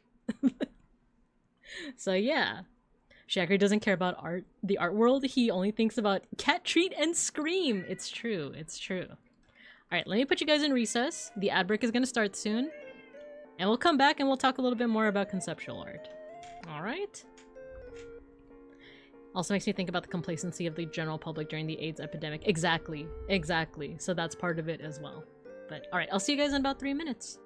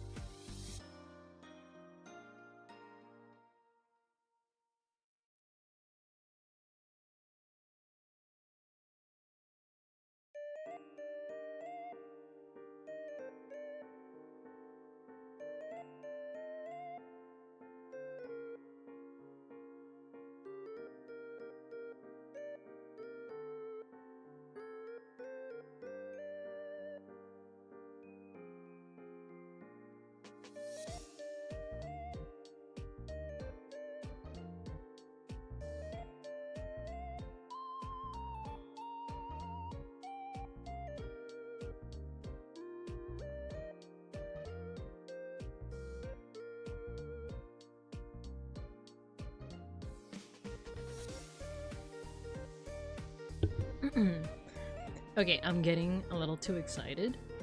Because I feel my voice, like, already, like, getting weak and cracking, and we're not even halfway through yet, so I'm gonna try to speak at, like, a level volume and not get, like, too excited and be like, oh my gosh, yes!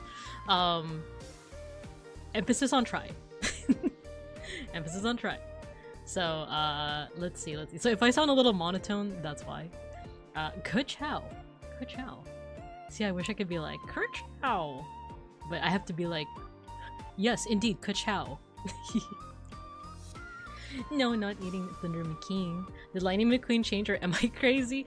I made it. There is no Lightning McQueen here. The House of Mouse is gonna break my kneecaps if we keep saying his name. So this is Thunder McKing in the Ice Cube. This is your enrichment for the day. Alright? Alright? You're losing your mind? You need to calm down when you say how much you hate Polly. See, now I'm getting excited. You're making me you're making my sciatica flare up. I'm just kidding. I don't have sciatica yet. But yeah, to what Nap had said, as a former gallery attendant, I definitely get the idea of like, oh gosh, the museum goers eating candy, throwing their wrappers and everything. Also stresses me out. We did, I remember there was like you got the lumbago. Now, actually, ever since the gallbladder surgery, nothing's been ailing me too much. I do have a heel, what is it? Like a heel spike? Whatever it's called. I have a thing on my, I have bonitis. Not bonitis. Yes, oh my gosh. I wish I could tell you guys more, but like, basically, there was an exhibit that I had experienced. I wish I could tell you guys, like, all of it, because, like, it was so, like, the art itself was cool, but it just caused so many problems, like, when I was a gallery attendant, because a lot of it had to do with, like, trash, and I will say that pests were involved. There were a couple of experiences, and it was just a lot. It was just a lot. Yes, Matthew, bone spurs. I have a bone spur, unfortunately. I have a heel spur. But yeah, so Nap, I feel the pain. Very much so. But yeah, that is conceptual art. God, it's so hard to keep my voice level when it comes to talking about art. But that is conceptual art, whether you hate it or love it. It does explore some interesting ideas.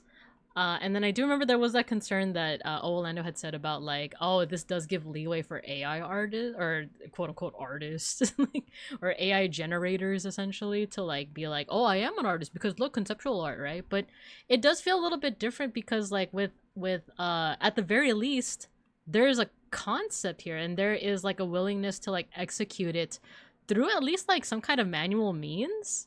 I don't know.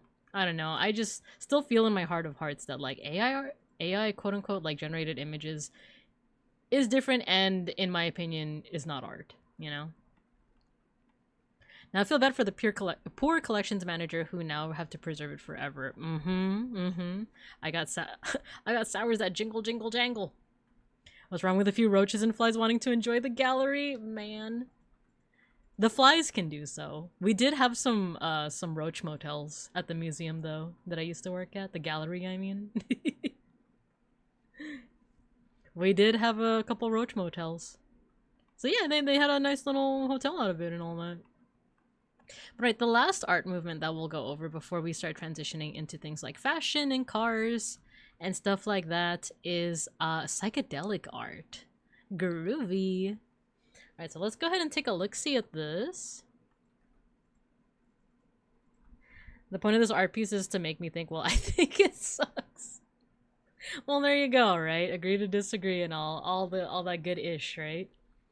So here's something that I feel like people could latch on to a little bit more because it is a little bit more concrete. But psychedelic art. So this one is actually easier to talk about because you could talk about like what it's marked by. With conceptual art and minimalist art and abstract expressionism, it's more so like, oh, here's the idea, but if you ask me like, oh, does this count as like modern, contemporary, or conceptual? Yes, question mark? But psychedelic art, I could actually say the word marked. It's marked by bold, vibrant colors that seem to vibrate, similar to the effect of seeing colors while on LSD. Not that I would know. I mean, weed made me freak out, so I don't think I could do anything harder than weed. Not that I have done weed. Is that a weed? I'm calling the police. Is that a police? I'm calling the weed. But yeah, so because like I said before, the 1960s was all about this like countercultural movement with a lot of people kind of like rethinking their relationship with things like sexuality, civil rights, clothing, religion, war, and drugs. Drugs was a big part of that. So there was a lot of attempt to kind of try to encapsulate not just the power of drugs, but also the effect of certain kinds of music in a visual medium. Cocaine is a heck of a drug, Cocaine Bear. You just said you did. I didn't say anything.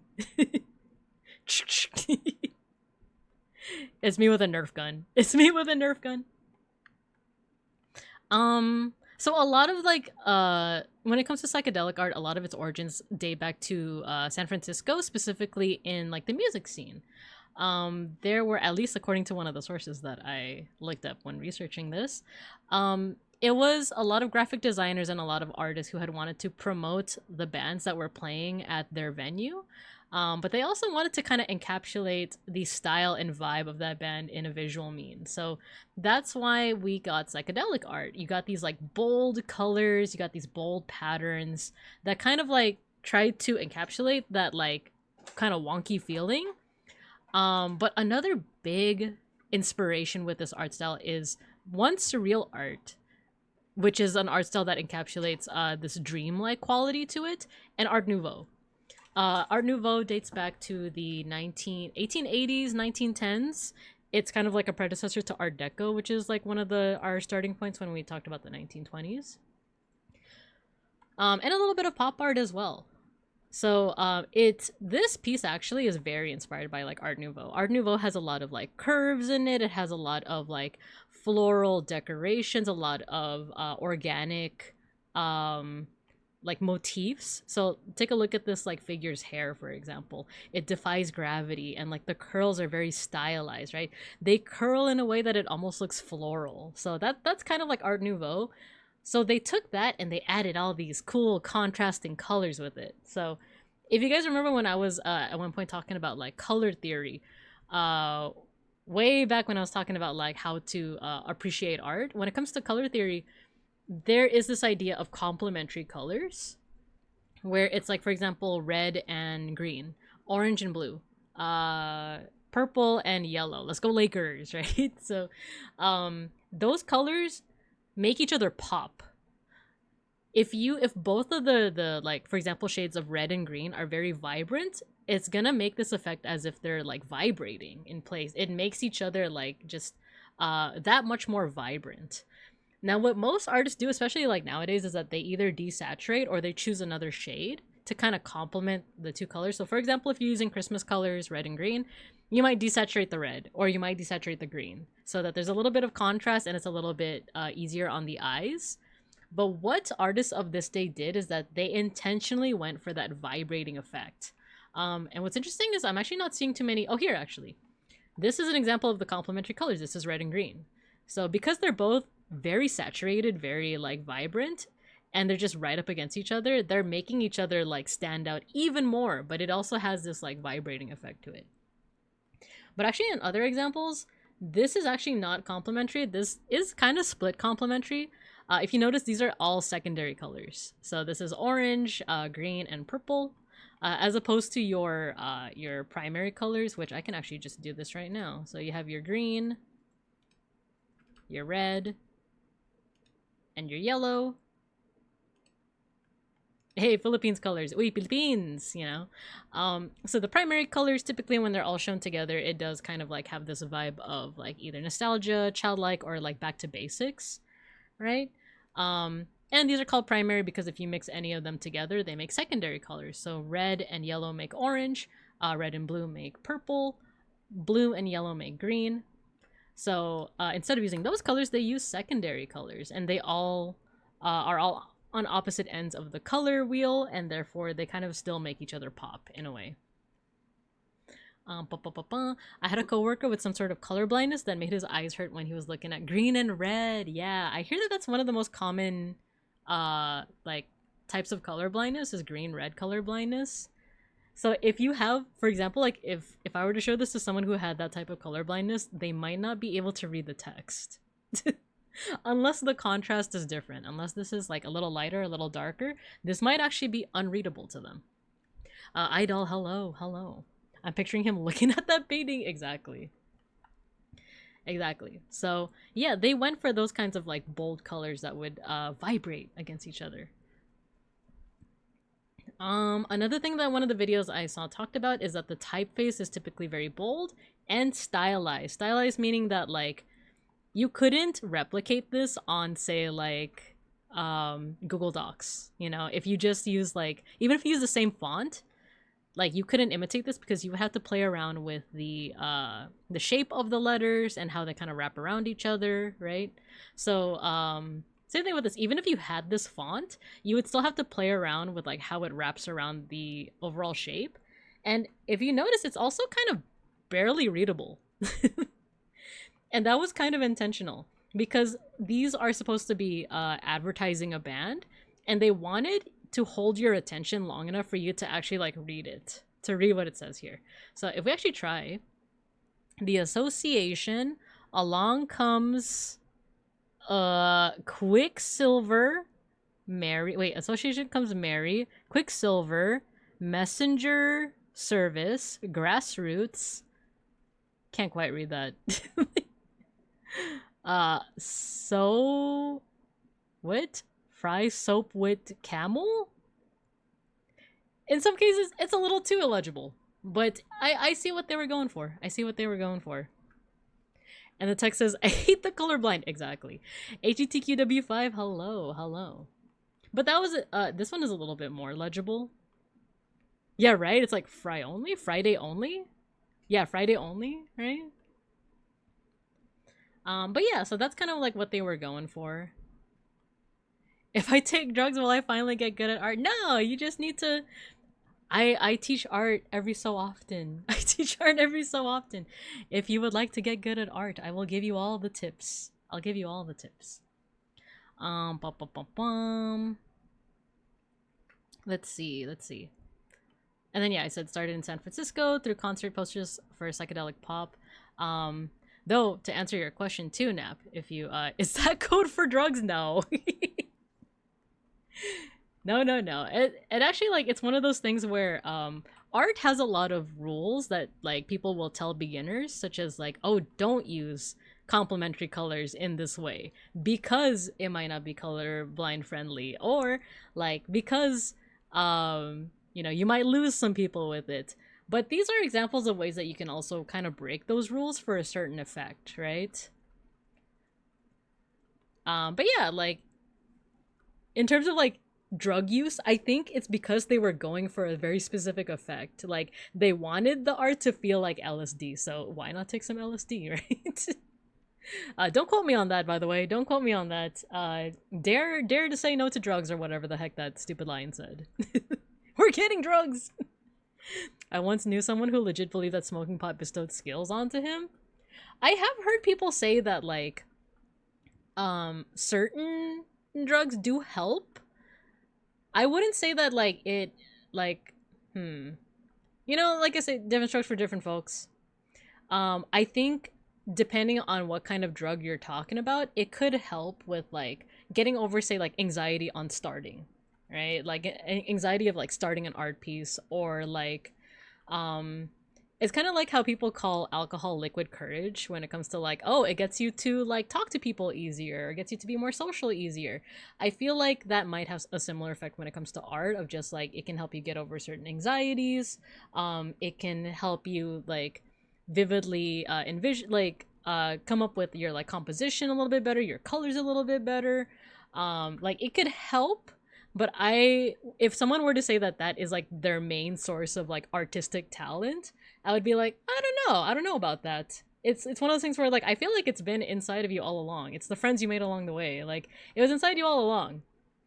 But maybe it's just that like the drug use kind of like helps you with something that is like blocking you, if that makes sense. But then again, like drugs do affect people in different ways. Like I know I keep making mentions of like marijuana. I think for certain people it does like help them in different ways. Like for example, I know that for like it has its medicinal uses. When I was younger, it felt, I can't even say like it felt good. Like it was relaxing. I did get the body high out of it. But unfortunately nowadays it makes me very anxious. so so like there's that. But I have heard of people who like it does help them ultimately. What Pexcool said, drugs aren't needed, but they sure help. LSD for this art is just 3D glasses. Because the cool teacher who deals drugs to her students in the class, no drugs here, no drugs here. Performance enhancing drugs. I smoked a lot of weed and it does not bestow any skills. I remember trying it for the first time as a teenager, trying to do calculus. That's very courageous of you to use it for calculus. He was also the most insufferable person I knew at the time, and I was 100%. And I knew at the time it was 100% full of BS. I never passed calculus. If my model keeps going down, it's because I'm covering my face. So it did not give him social skills. 420 stream on 420? Nah. Unless you want to stream of me just being anxious, where it's like, hey, but Bean Cubs, do you guys know that I'm high? Wait, but because are you guys judging me? Wait, but because are you taking what I said the wrong way? Baby Cubs! Baby Cubs! That's what the 420 stream would be me just being like an anxious mess of like, wait, did I say that right? Am I gonna get canceled? 64 slices of American cheese. Give it to me. Yum, yum, yum, yum, yum, yum, yum. Now see if I had some marijuana. I'd be able to have 128. When I was a young bear, my bearder took me into hey. Why are you laughing at me? I'm anxious. I'm not a jerk. You're making me more anxious. I'm just kidding, by the way. You're exacerbating it. Now I'm even more anxious. Now I'm like overthinking my overthinking. Sometimes that's really what how the MJ be hitting, if I'm being honest.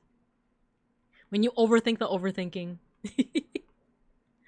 Alright, so and then these are some there's also like a subgenre of psychedelic art known as op art or optical art that I didn't do a lot of research on, but basically it goes into similar ideas, but more so with like making it aesthetically playing around with like illusions and stuff. So some famous graphic designers include Wes Wilson, Victor Moscoso, and a little bit of Lichtenstein, Warhol, and Keiichi Tanaami. Oh my gosh, is this Frank Sinatra? Am I gonna die? Of which I'm certain. Is that an astronaut? Yeah, so the reason why this is here is because this is more so relating to current events.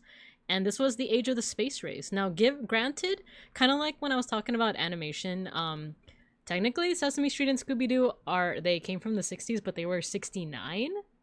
Or they were part of like 1969. So they were more so popular in the 70s. It's kind of the same with like the space race, where like it was happening more so in the late 60s, but still technically the 60s. But we went to the moon in 1969, not 1968, but 1 year after, right? Nice. But this was also prompted by the Soviet Union sending Sputnik out into space, the first spacecraft into orbit. So because of that, the US was like, ain't no way, we gotta start NASA, we gotta send someone up in the moon like now. We gotta beat the Russians, at least in that regard, right? So yeah, that's why that's there. One thing that I didn't go into too much was space age aesthetic, because we kind of went into it when we talked about atomic age aesthetic, when we talked about like the 1950s. So like it's very similar, but there are some differences. I just didn't really research it that much, if I'm being 100% honest. So yeah, could you imagine what it'd be like if the world worked the way anxiety made us think it worked? Like you start streaming and we're like, boo, your volume is low, get off the stage, get boo. Boo this bear. Yeah, can you exactly? That actually helps my anxiety. Like in a weird way, people bees that actually helps a lot because it's like it's one of those like, yeah, what is the worst that could happen? They use the redeem that I programmed in to laugh at me. That's nothing. They laugh at me all the time. Them laughing at me and calling me uncool and short and that's just every day. That's just every day. Just Zakun, start running away. Nah, the phone didn't load in again, man. Put the phone away. But yeah, exactly. What am I worried about? What me worry? Wow, entertainment. Okay, let's get into some fashion and some flower power movement. So, we're talking all about countercultural stuff, right? So, the 60s was kind of the height of this hippie flower power movement. It did come from the previous decade. I didn't really go into it, but there was also something called the beatnik movement, or beatnik culture, where it was this idea of like delving into like more artistic endeavors and delving into just like I keep saying like countercultural stuff, but like counterculture, like second guessing these ideas and ideals that the youth grew up with.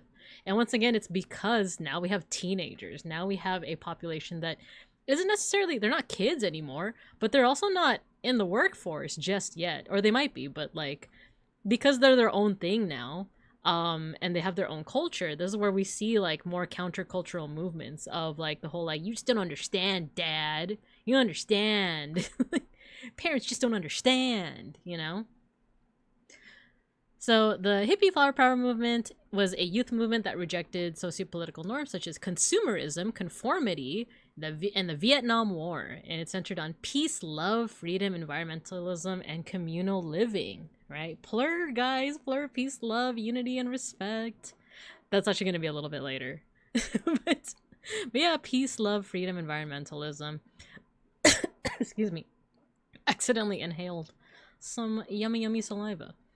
There was a rejection of polished fashion and aesthetic, and it went hand in hand with psychedelic art as we went into when we were talking about this art. And it was influenced once again by LA San Francisco culture as well as beatnik culture of the 50s. So you had these folks that were just all about like, our parents keep telling us to, you know, like cut our hair and, you know, be consumerist and get into a suit. I'm not going to do that, man. I'm not going to follow by your rules, man. I threw that ish on the ground. Stuff like that, you know? So this also went hand in hand with the fashion. So actually, I might start first with men's fashion because that's what I researched first. And unfortunately, this is the last article in this like site that I use as a resource. What gentlemen really wore in the 1960s. I've been using this collection for a lot of the decades, but unfortunately, they don't have any articles for the 70s, 80s, 90s, 2000s, and onward. So this is the last time that I'll have such a really good resource on literally every part of male fashion. Because they go into stuff like the different fads. They go into what they wore from the tippy top of their heads and their hair to their shoes. So if you guys want a cool resource on that, I'll put it in the chat right now. Wow, entertainment. But to summarize what this article goes into, the 1950s, we talked about last time how there was this rise of more informal clothing in public that was popularized by folks like Elvis, by James Dean. Prior to this, especially if you're playing Time Guesser, it's hard to kind of like clock what decade it might be because men are always wearing suits. That's just what you wear outside when you're not like in your home clothes, when you're not in your pambahay, right? Which is Tagalog for your home clothes. So now there's this like rise of people dressing a little bit more casually when they go outside. So this included like, you don't have to wear suits anymore. Now you could just wear shirts. Here we saw the continuation of that, and arguably that continues all the way into contemporary times as well. So there's more casual, informal clothing. And then there's two different branches of like fashion, both in like men and women at this time, or in general. But mod style, which is short for modern style, and then the quote-unquote peacock revolution, which goes hand in hand with the hippie movement, bohemian style, flower power style. This is kind of all in the same like kind of umbrella like category. But mod style is very much the Beatles. So just imagine the Beatles, that is mod style. But for a little bit more detail, mod style was this idea of it kind of went off of, I think we talked about Teddy Boy at one point. That's one of these subcultures that came out of Great Britain at the time. What was the Peacock Revolution? That sounds sick. So basically it was this style movement in fashion to just wear louder clothing, like louder, more vibrant colors, bigger patterns, just like no monochromatic stuff, no minimalism. It's maximalism, like at its finest, basically. So if we're talking about modern style, though, it does come out of this tradition of like what's called Teddy Boy style from the 1950s in the UK. And this one was more so into like, I guess, how do I say this? These like frock coats, drape jackets, these like hairstyles that remind me of like Josuke Higashikata, right? That would eventually kind of evolve into this kind of mixture of like formal, but like having a looser, more casual play on it. So they're still wearing blazers and suits and stuff, but like their collars are a little bit more looser. Or instead of wearing a collared shirt, they're wearing a turtleneck, right? Let's see. Trying to see some other examples here, because they're wearing suits, but it just feels a little bit more looser. And then the Peacock Revolution is basically like this. So they're wearing suits, but look at those colors, look at those patterns, right? Look at those bold colors. So this was like the era of like, I want to make myself seen, right? And then yeah, bright and loud designs. And then even folks that did wear suits, there was like a little bit of like a different take on it. I don't think I have any here we go. So yeah, technically they're still wearing like vests, ties, collared shirts and stuff, but they're playing with the color. Even this suit is like a freaking like neon forest green, right? Or like a Kermit the Frog, like green. There's these loud patterns too, right?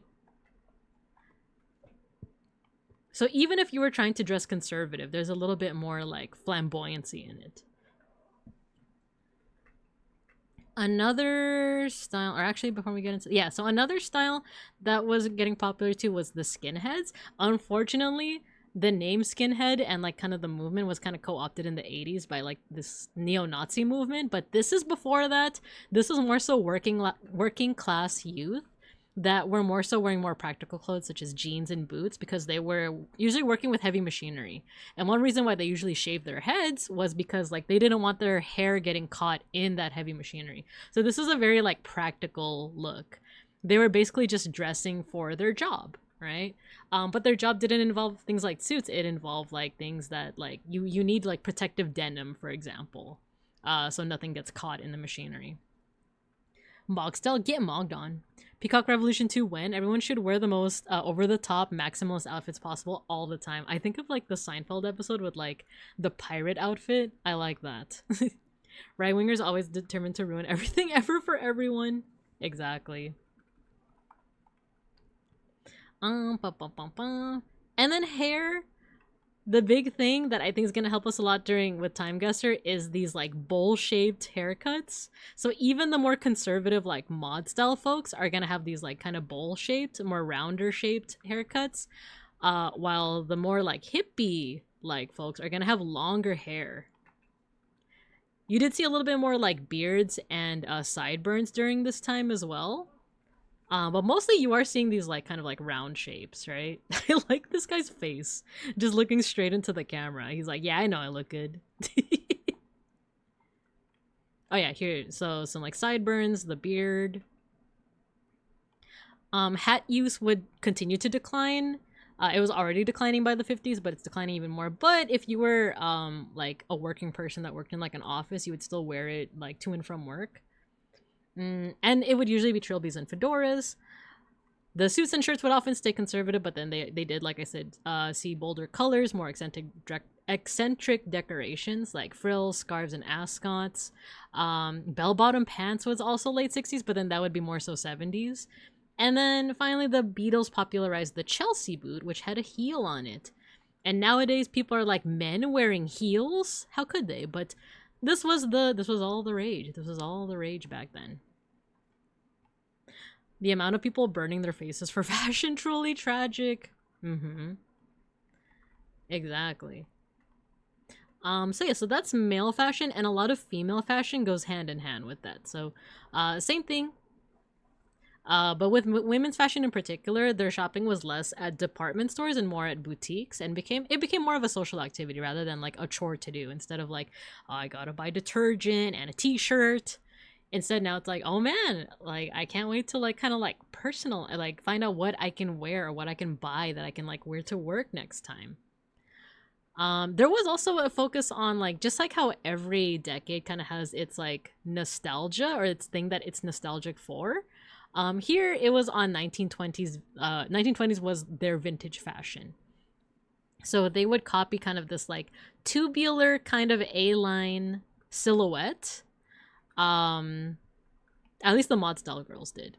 But this was also the era of the miniskirt and also sleeveless dresses. So, like in earlier decades, this might have been like scandalous, right? Like, oh my gosh, you're showing arm, you're showing shoulder, and you're showing kneecap, crazy business. But now that was becoming more of the norm, right? Oh yeah, the mod style girls would also usually have short haircuts, but then long hair was also just as popular, especially among hippies. But if you were more so like conservative or mod style, you would more so have, I guess I don't have any pictures. Oh, here. You would have more so like some more like curls, the beehive style, stuff like that. Hippies usually had more flowy dresses and long hair. Some styles were inspired by native and old Western motifs. I don't have a example here, but if you think of like Western like leather jackets, that was also like part of the fashion. There's also a little bit of space age. Once again, I didn't do too much. It's just more of like they went for this like futuristic space age look with some like chrome and stuff. And then finally, like makeup and makeup had more emphasis on the eyes rather than the lips. So instead of like really vibrant red lipstick, you would have like nude lipstick, but you'd have like bright baby blue like eyeshadow and like very vivid eyeliner. I think that's it for fashion. And the very last thing that I'll talk about before we try to test our knowledge with Time Guesser is cars. So, for those that know, I'm not super, like, into cars, but I've been trying to get more into it because, one, my partner Beans is into it, and two, because it does help a lot with Time Guesser. Once you're able to differentiate different, like, car shapes throughout each decade, it does get a little easier. So, like, it's, like, awesome to see because, what I also do, I didn't take any pictures this time, but I usually try to draw the cars as well because drawing, I feel like this could be, like, I could turn this into some kind of like stand power where it's like I feel like, well, it's not even a stand power, it's not even unique to me. I just feel like it just makes sense that like if you draw something, you become more familiar with its form, right? With the shapes that go into like into its form, like the shapes that go into its form essentially. So as I was drawing these cars from the 1960s, I noticed that all around they are more rectangular, they're more angular, and there's a little bit more, if this is even a word, horizontality to it. It's a little bit more horizontal, it's a little bit more squished, right? But I think the thing that definitely stands out more with the 1960s cars is that they are very angular, they're very rectangular, especially with the hood. The hood is very long. A couple other things is that you're also usually seeing like this like metal trim on it. The only thing is that a lot of 50s cars have this as well, this like metal trim, but the 50s cars also have a little bit, some like have a little bit of this curvature from like the early 40s, or sorry, the late 40s, and it's like the late 50s where you start to see it become a little bit more boxy. We have the Utena car here. And then of course it also differs between like manufacturers as well. But yeah, it's like the 60s. We're seeing a lot of like, especially like middle class folks that are more so getting like Chevys. They're getting Fords. It's gonna be a little bit more boxy. I went through Christmas shopping catalogs from the 1950s to 2000s, and the thing that has stuck with me from the 1960s was one was the fully carpeted bathroom and toilet. Yes.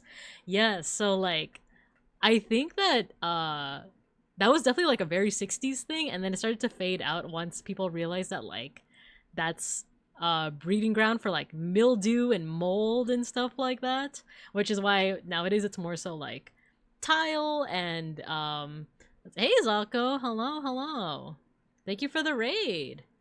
We are, oh, you're still playing Resident Evil. Nice. Let me know how your stream went. Thank you for the raid. You've been awake for 17 hours and still beat insanity, sleep deprived. Praise be Zako, best VTuber. Zako, the most powerful sapphic gal. Nice, good job, Zako. Good job. Alright, thanks for raiding in. If you need to get rest, especially if you've been awake for 17 hours, go get some rest.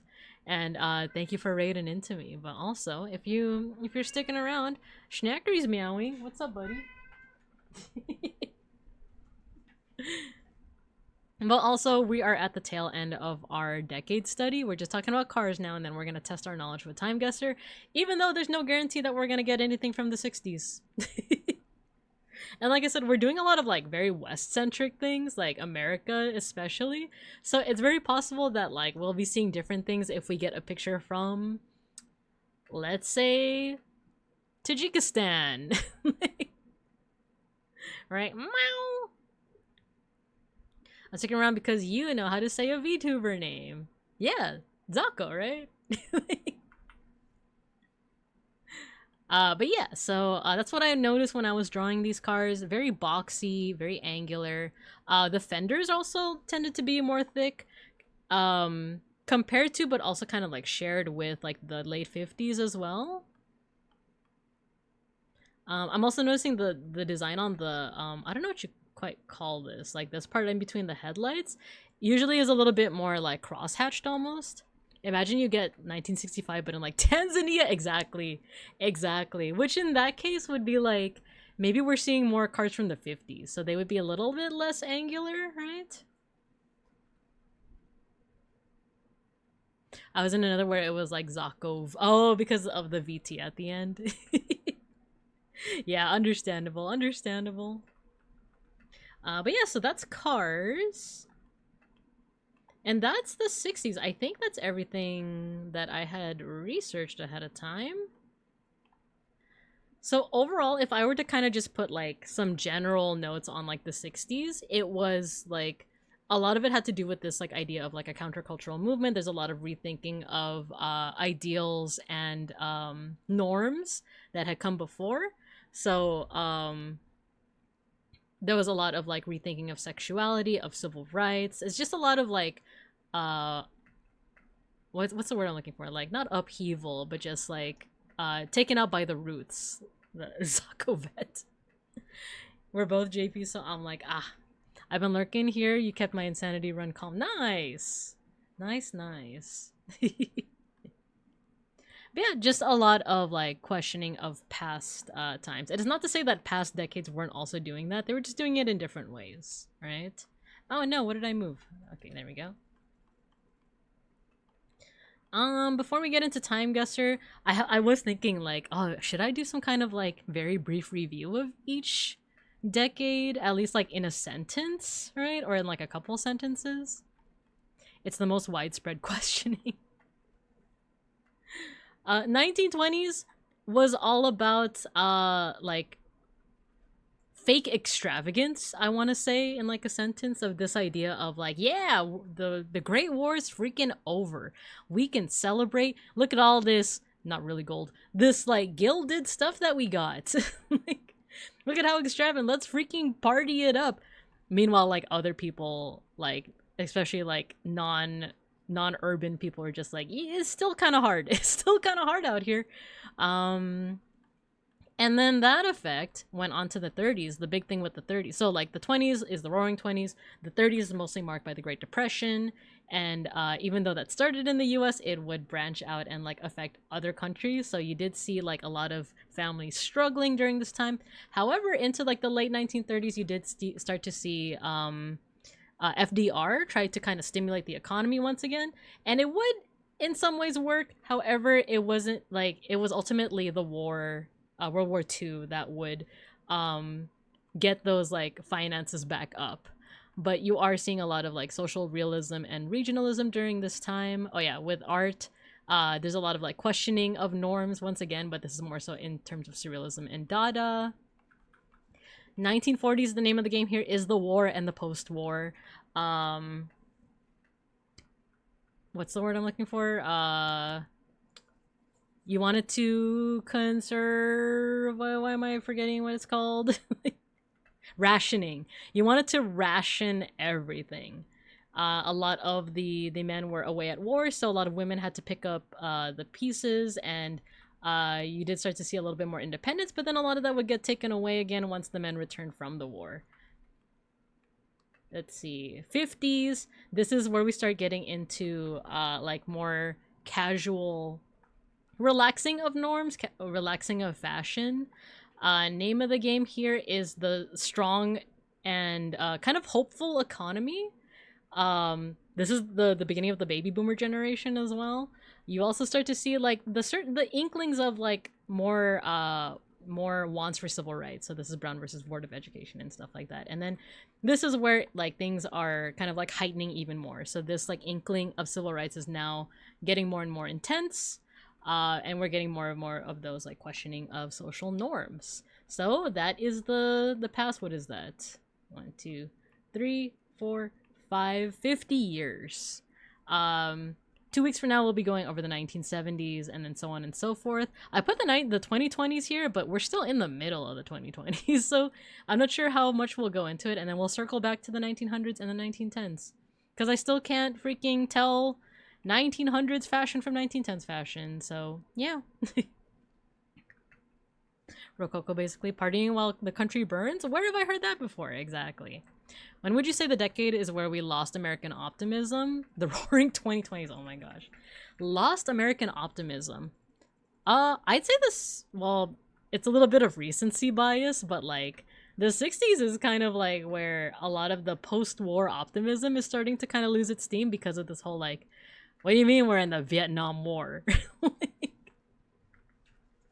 you know, what do you mean we preach about freedom and yet people of like a different sexuality, color, or gender don't have the same rights, you know? So I would argue, like, once again, recency bias, 1960s, but you can make that argument for really any decade. So with that... Wow, another war! Just all what we wanted. Wow, another war in a week. Christmas in a week. Wow. It's like it's an avocado. Thanks. Wow, another war in West Asia. Thanks.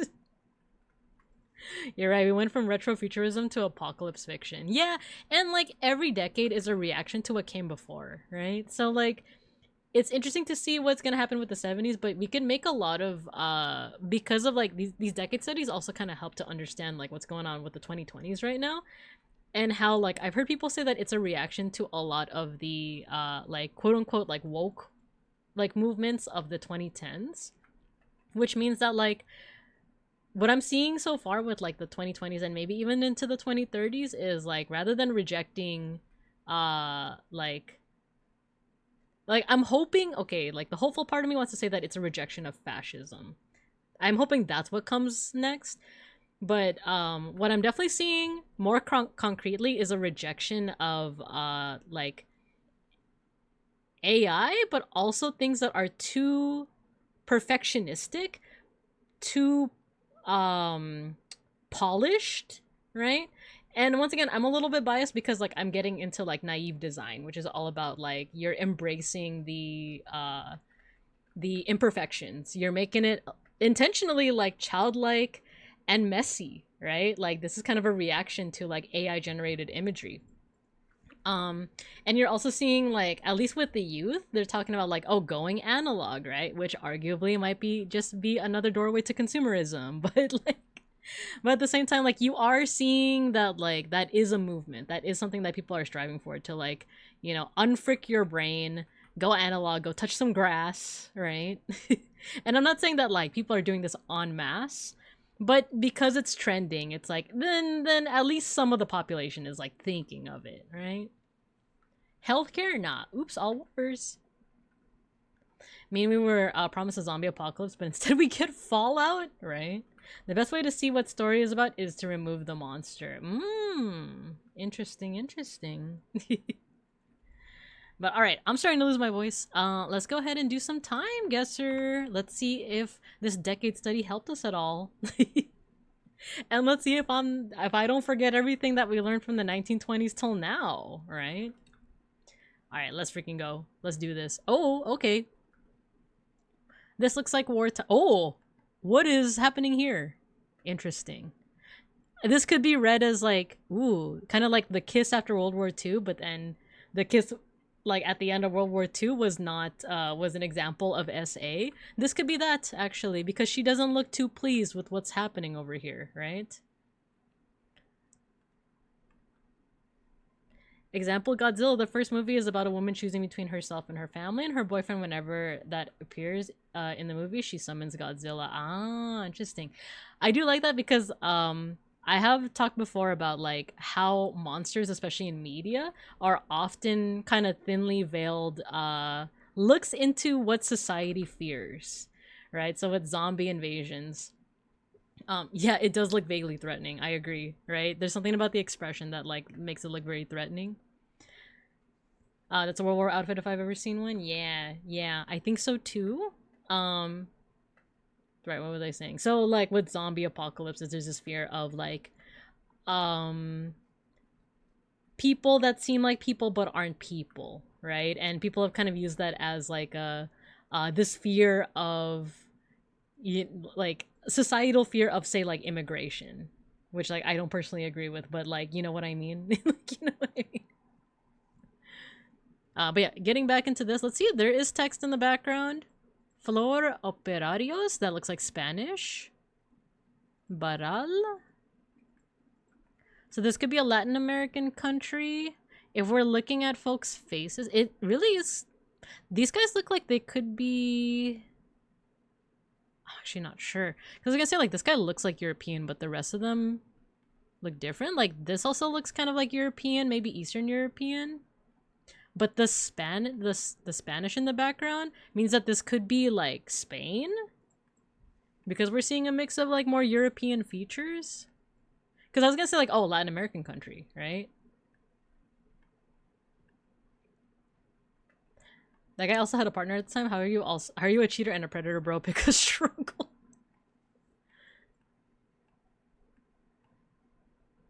Yeah, actually.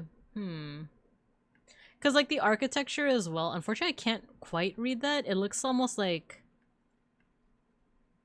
Nah, I can't read it. It's a little hard to read. But, like, this one says Flor Operarios, which, like, makes me think that it might be Spain. Architecture-wise, it could be Spain. It could also be Mexico City. That's why I'm, like... I'm not 100% sure, but because of some of the, like, features I'm seeing, we could say Spain. If this is soldiers marching into it, though...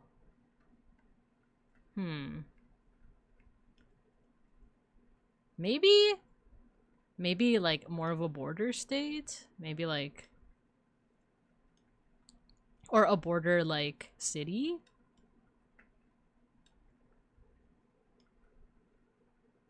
We'll put Barcelona. I'm just gonna place it here in Barcelona. This does look vaguely World War I-ish. We could put it...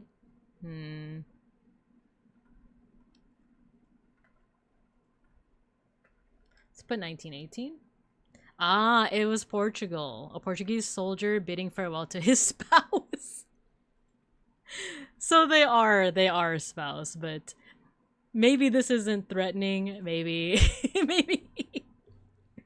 maybe she's just worried for him. but we were only a year off. Farewell to his spouse at Saint Apollonia, Quay in Lisbon, as Portuguese Expeditionary Corps prepared to depart Flanders during World War One. Ah, okay. Thank God, yeah, for real. But cool, time period wise, we got pretty close. Ooh, okay, we're seeing some Chinese characters. This could be China, this could be Hong Kong. Oh wait, no, those are just world flags. Wait, that's the Taiwanese flag. And if this was like mainland China or Beijing, I don't think they would fly the Taiwanese flag. No, wait, that's the Hong Kong flag. That's the Hong Kong flag. I'm pretty sure, right? No, wait, this is Nihon. This literally says Nihon, but all the writing is like Chinese though.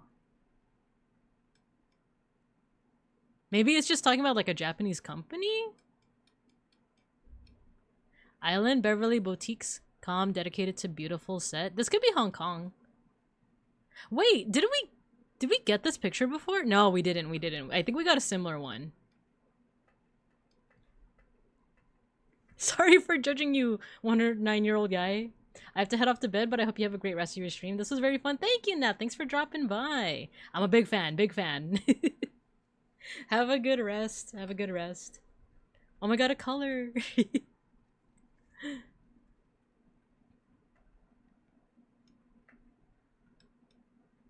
Where was the first one and when? It was Hong Kong, I believe, in the 90s. So this might be from like the same photo set, right?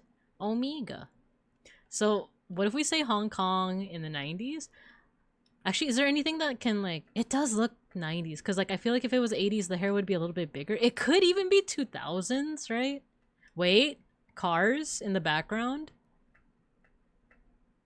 This... I want to say early 90s, late 80s. Let's say Hong Kong.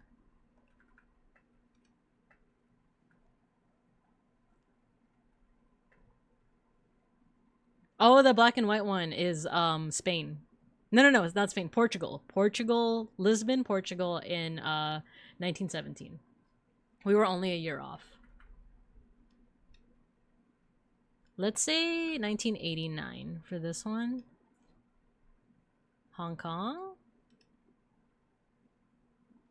1998! Dang, but it was Hong Kong.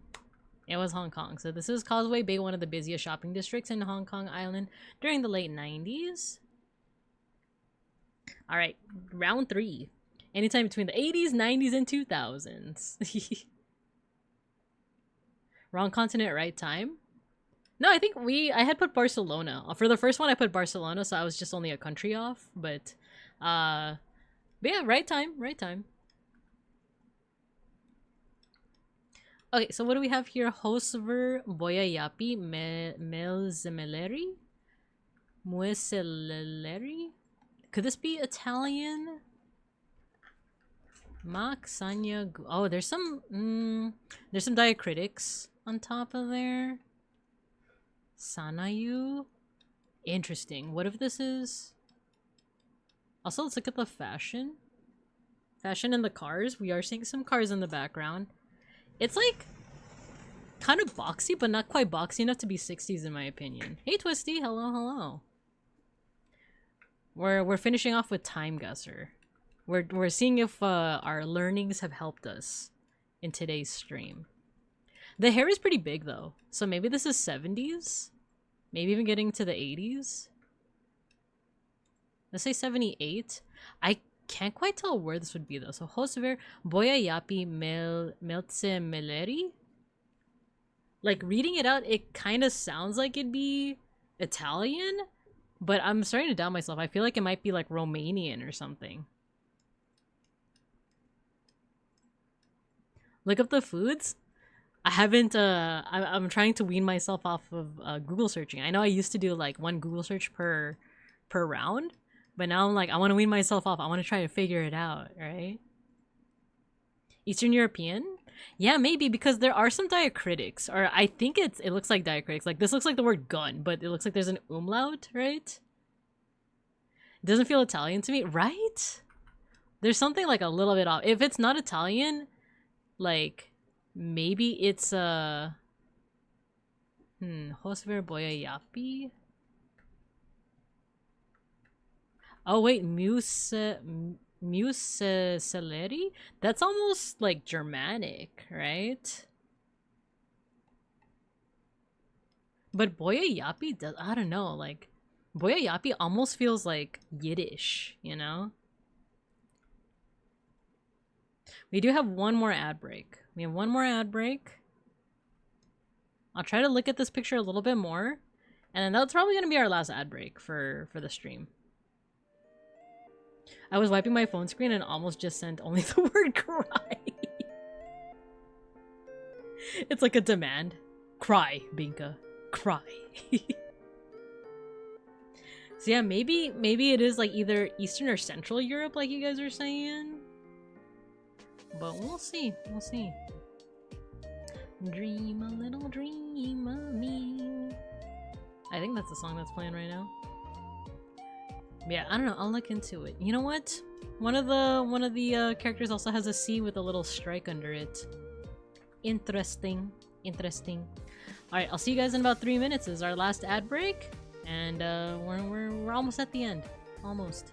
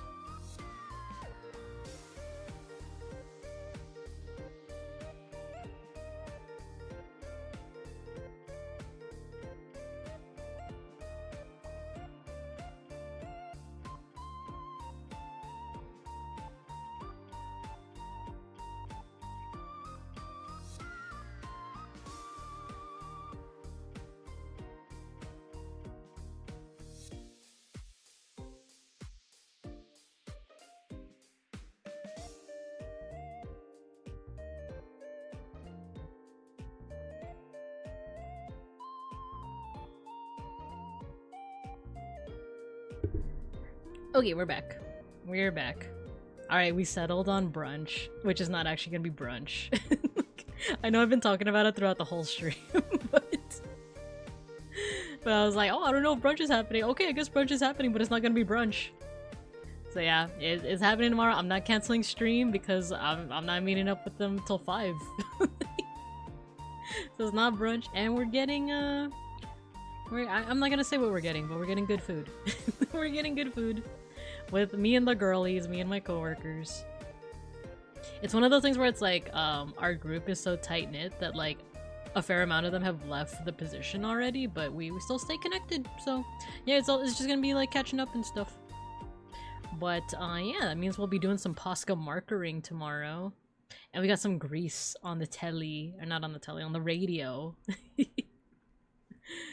Alright, I said that I would look at this during the ad break. I wasn't looking at it, like, at all. I was getting water and I was just, like, disassociating. But, alright, let's keep on keeping on.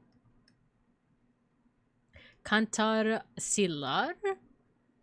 This looks like a C with a little strike under, right? And then I think Zaka had said that, like, C with the strike totes Middle Europe, right? And the umlaut, well, this makes me think like Germanic, but it doesn't quite look like any kind of Germanic I'm familiar with, but maybe it's like, because we got Germany, we got Austria, maybe it's like a specific part, maybe it's like Austrian or something, right? Or Czech, because it's like right smack dab in the middle of them. Let's just say Prague. Let's say Prague. Time period wise, like I said, the cars look pretty boxy, but not quite boxy enough to be 60s. And then like the hair looks big.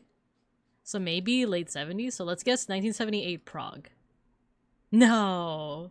Super wrong. Oh, it's Turkish. It's Turkish. I see.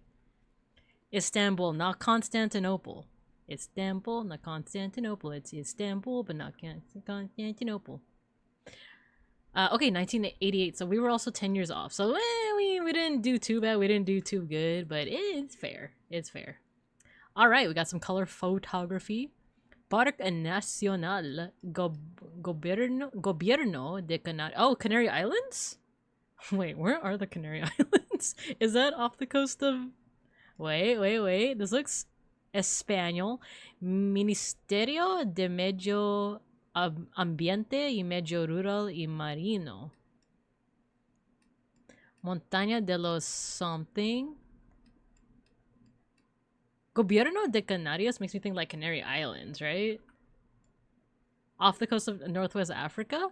Is that where... No, I'm like... Oh yeah, here, right? Gran Canaria?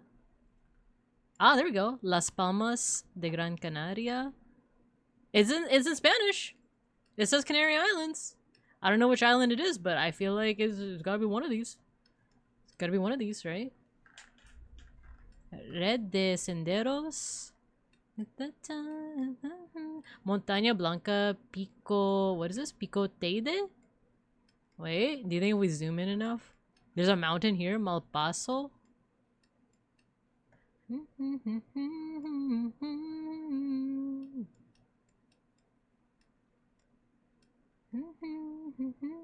Ah, Pico de las Nieves?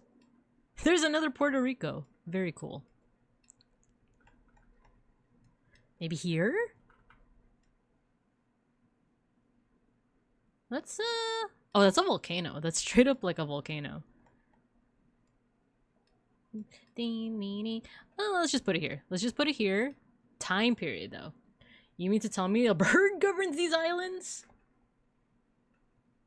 Puerto no tan rico. It's a port, but it's not rich.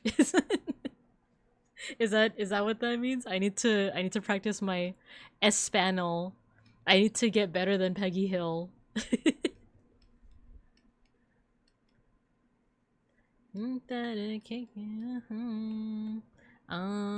Let's see, photo-wise. This is a beautiful picture, actually. Not as rich. Okay. This is beautiful. They're like above the clouds. You could say that their head is in the clouds. Haha. Let's put it here then. Pico, even though I don't know if that's where that is, but... Wait. It's a Teide, right? Wait, I think we saw It's literally right there. Deide. Literally right there. They're in the volcano. Oh, here, wait. Parque de Nacional de... Here we go. Alright, I think we got the location. Repeat after Randon. Hola, soy gringo. Even the way he says it, right? He doesn't say like, hola, soy gringo. It's like, hola, soy gringo. Time period? This could be any time, really. Not a phone in sight, just people, you know, living their life. Actually, this is hard to kind of like clock the time period. The photo quality is very clear. So a part of me wants to say, because that could still be like 1990s, but a good quality camera, right? But I don't know. I'm inclined to think that maybe it's like 2020s. So let's make a guess. 13 years off. Pain. Pain pickle. But look at that. We're pretty close location-wise. Last round, you guys. Last round.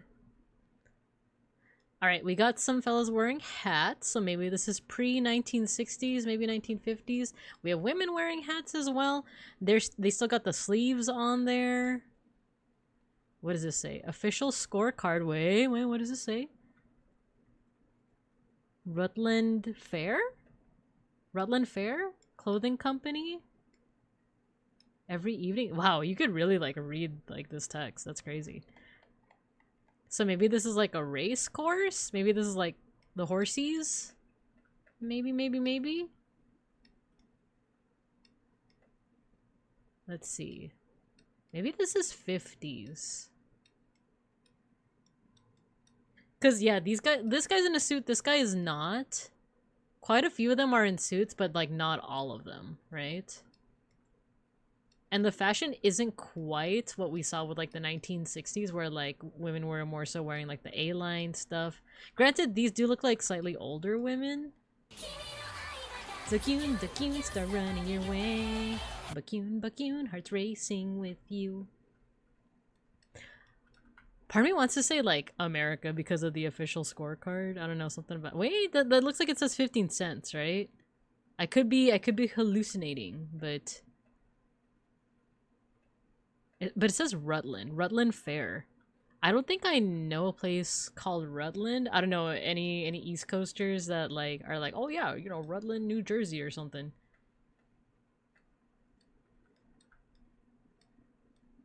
I could also just be misreading that, but it looks like Rutland to me, like Rutland.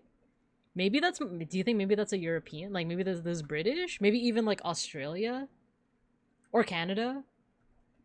Wasn't there also something where the suit started looking less wide? Oh yeah, there was. I'm so bad at remembering the suit stuff where it was like American suits are more like baggy. And those I think were becoming more popular in the 40s and 50s because of patriotism. I might just be talking out of my butt right now. Oh wait, there's some text on the side. There's some text on the side here. Safe? What does it say? Man safety Kodak. I ate. Okay. We could put this at... Let's put this at like 50s. Unfortunately, I have no idea where this is, so I might just be tempted to put... Wait. I said Rutland. What if it's Portland? Nah, that looks like it's like Rutland, right?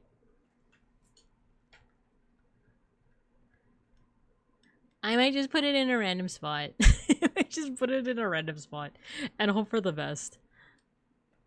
Let's put it in freaking Kodak, Alaska.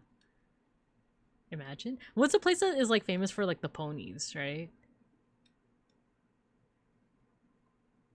Where do you bet on the ponies? Should we go like... Let's go to New York. New York City. Where would a racetrack be? I know where it would be in Los Vincos. Like, I know one of the racetracks is like somewhere here. I just don't remember like where. Is it here?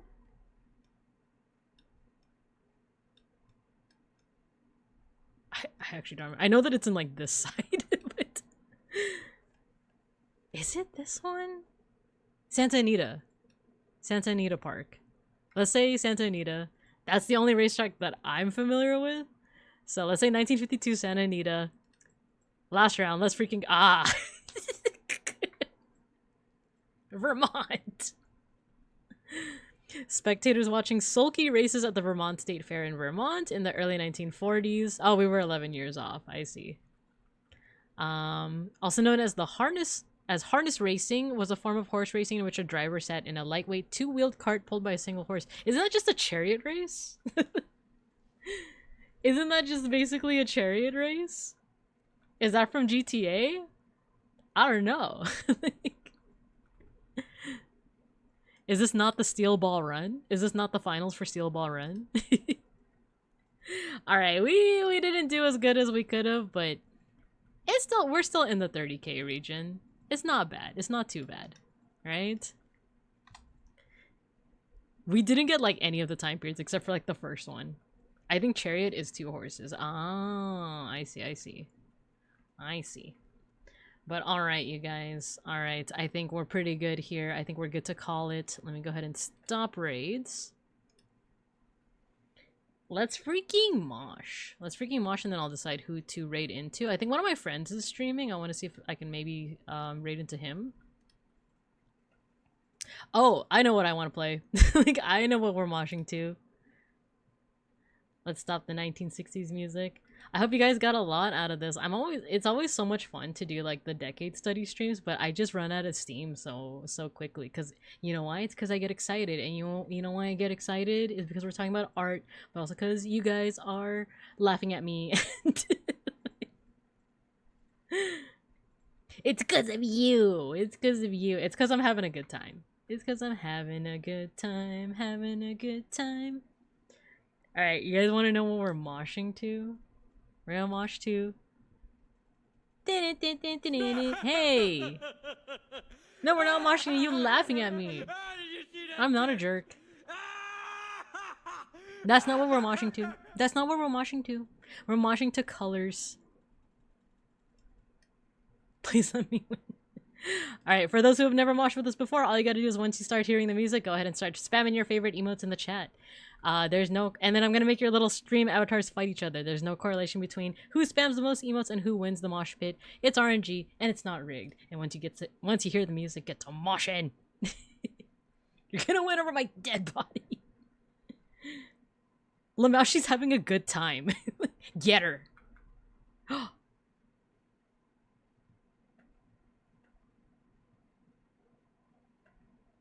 Russia Britannia.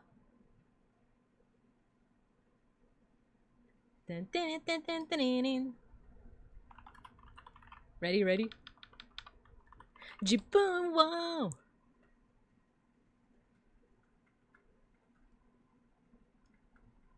Shunkan no nani.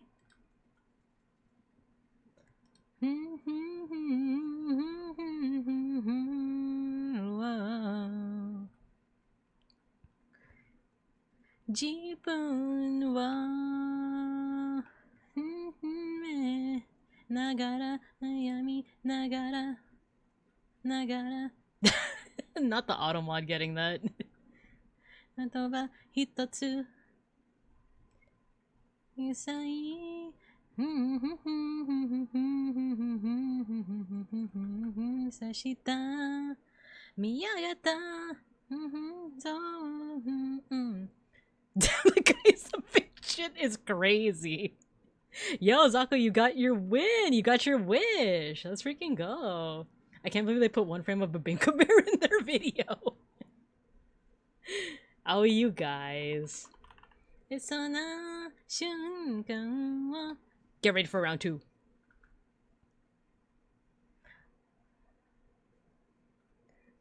Zako won over my dead body, GG.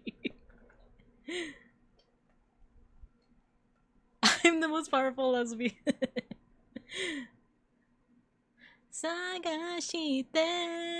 Oh my god, wait, you're right. He does have a big chin, actually. Ding, ding, ding.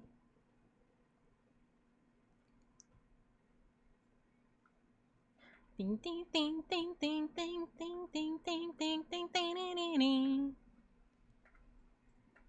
I got ganged up on so bad there. Yeah, no, same. Is it gonna go to Zako again? She did just get the med pack. She did just get the med pack. Oh, wait, Baxter Crook's also getting the med pack.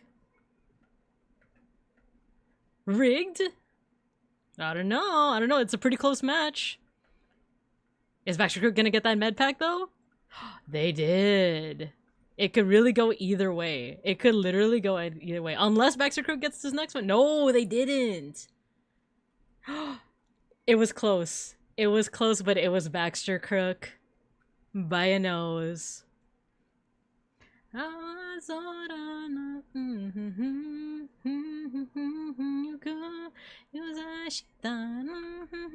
That it was so close, right? 自分を世界さえも出しまえそうな瞬間を But also rigged? Oh my gosh.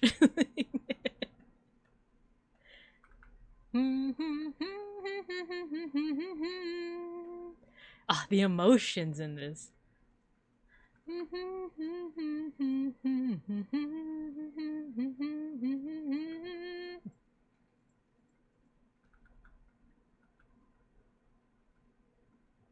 Bum, bum, bum, bum.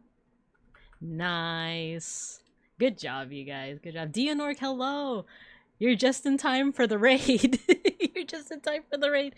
And thank you for the 28 months. Thank you, thank you. Good job with the mosh pit, you guys. Congrats on the wins. Rigged? It's not rigged. It's not. You know what? I won first, so I won more.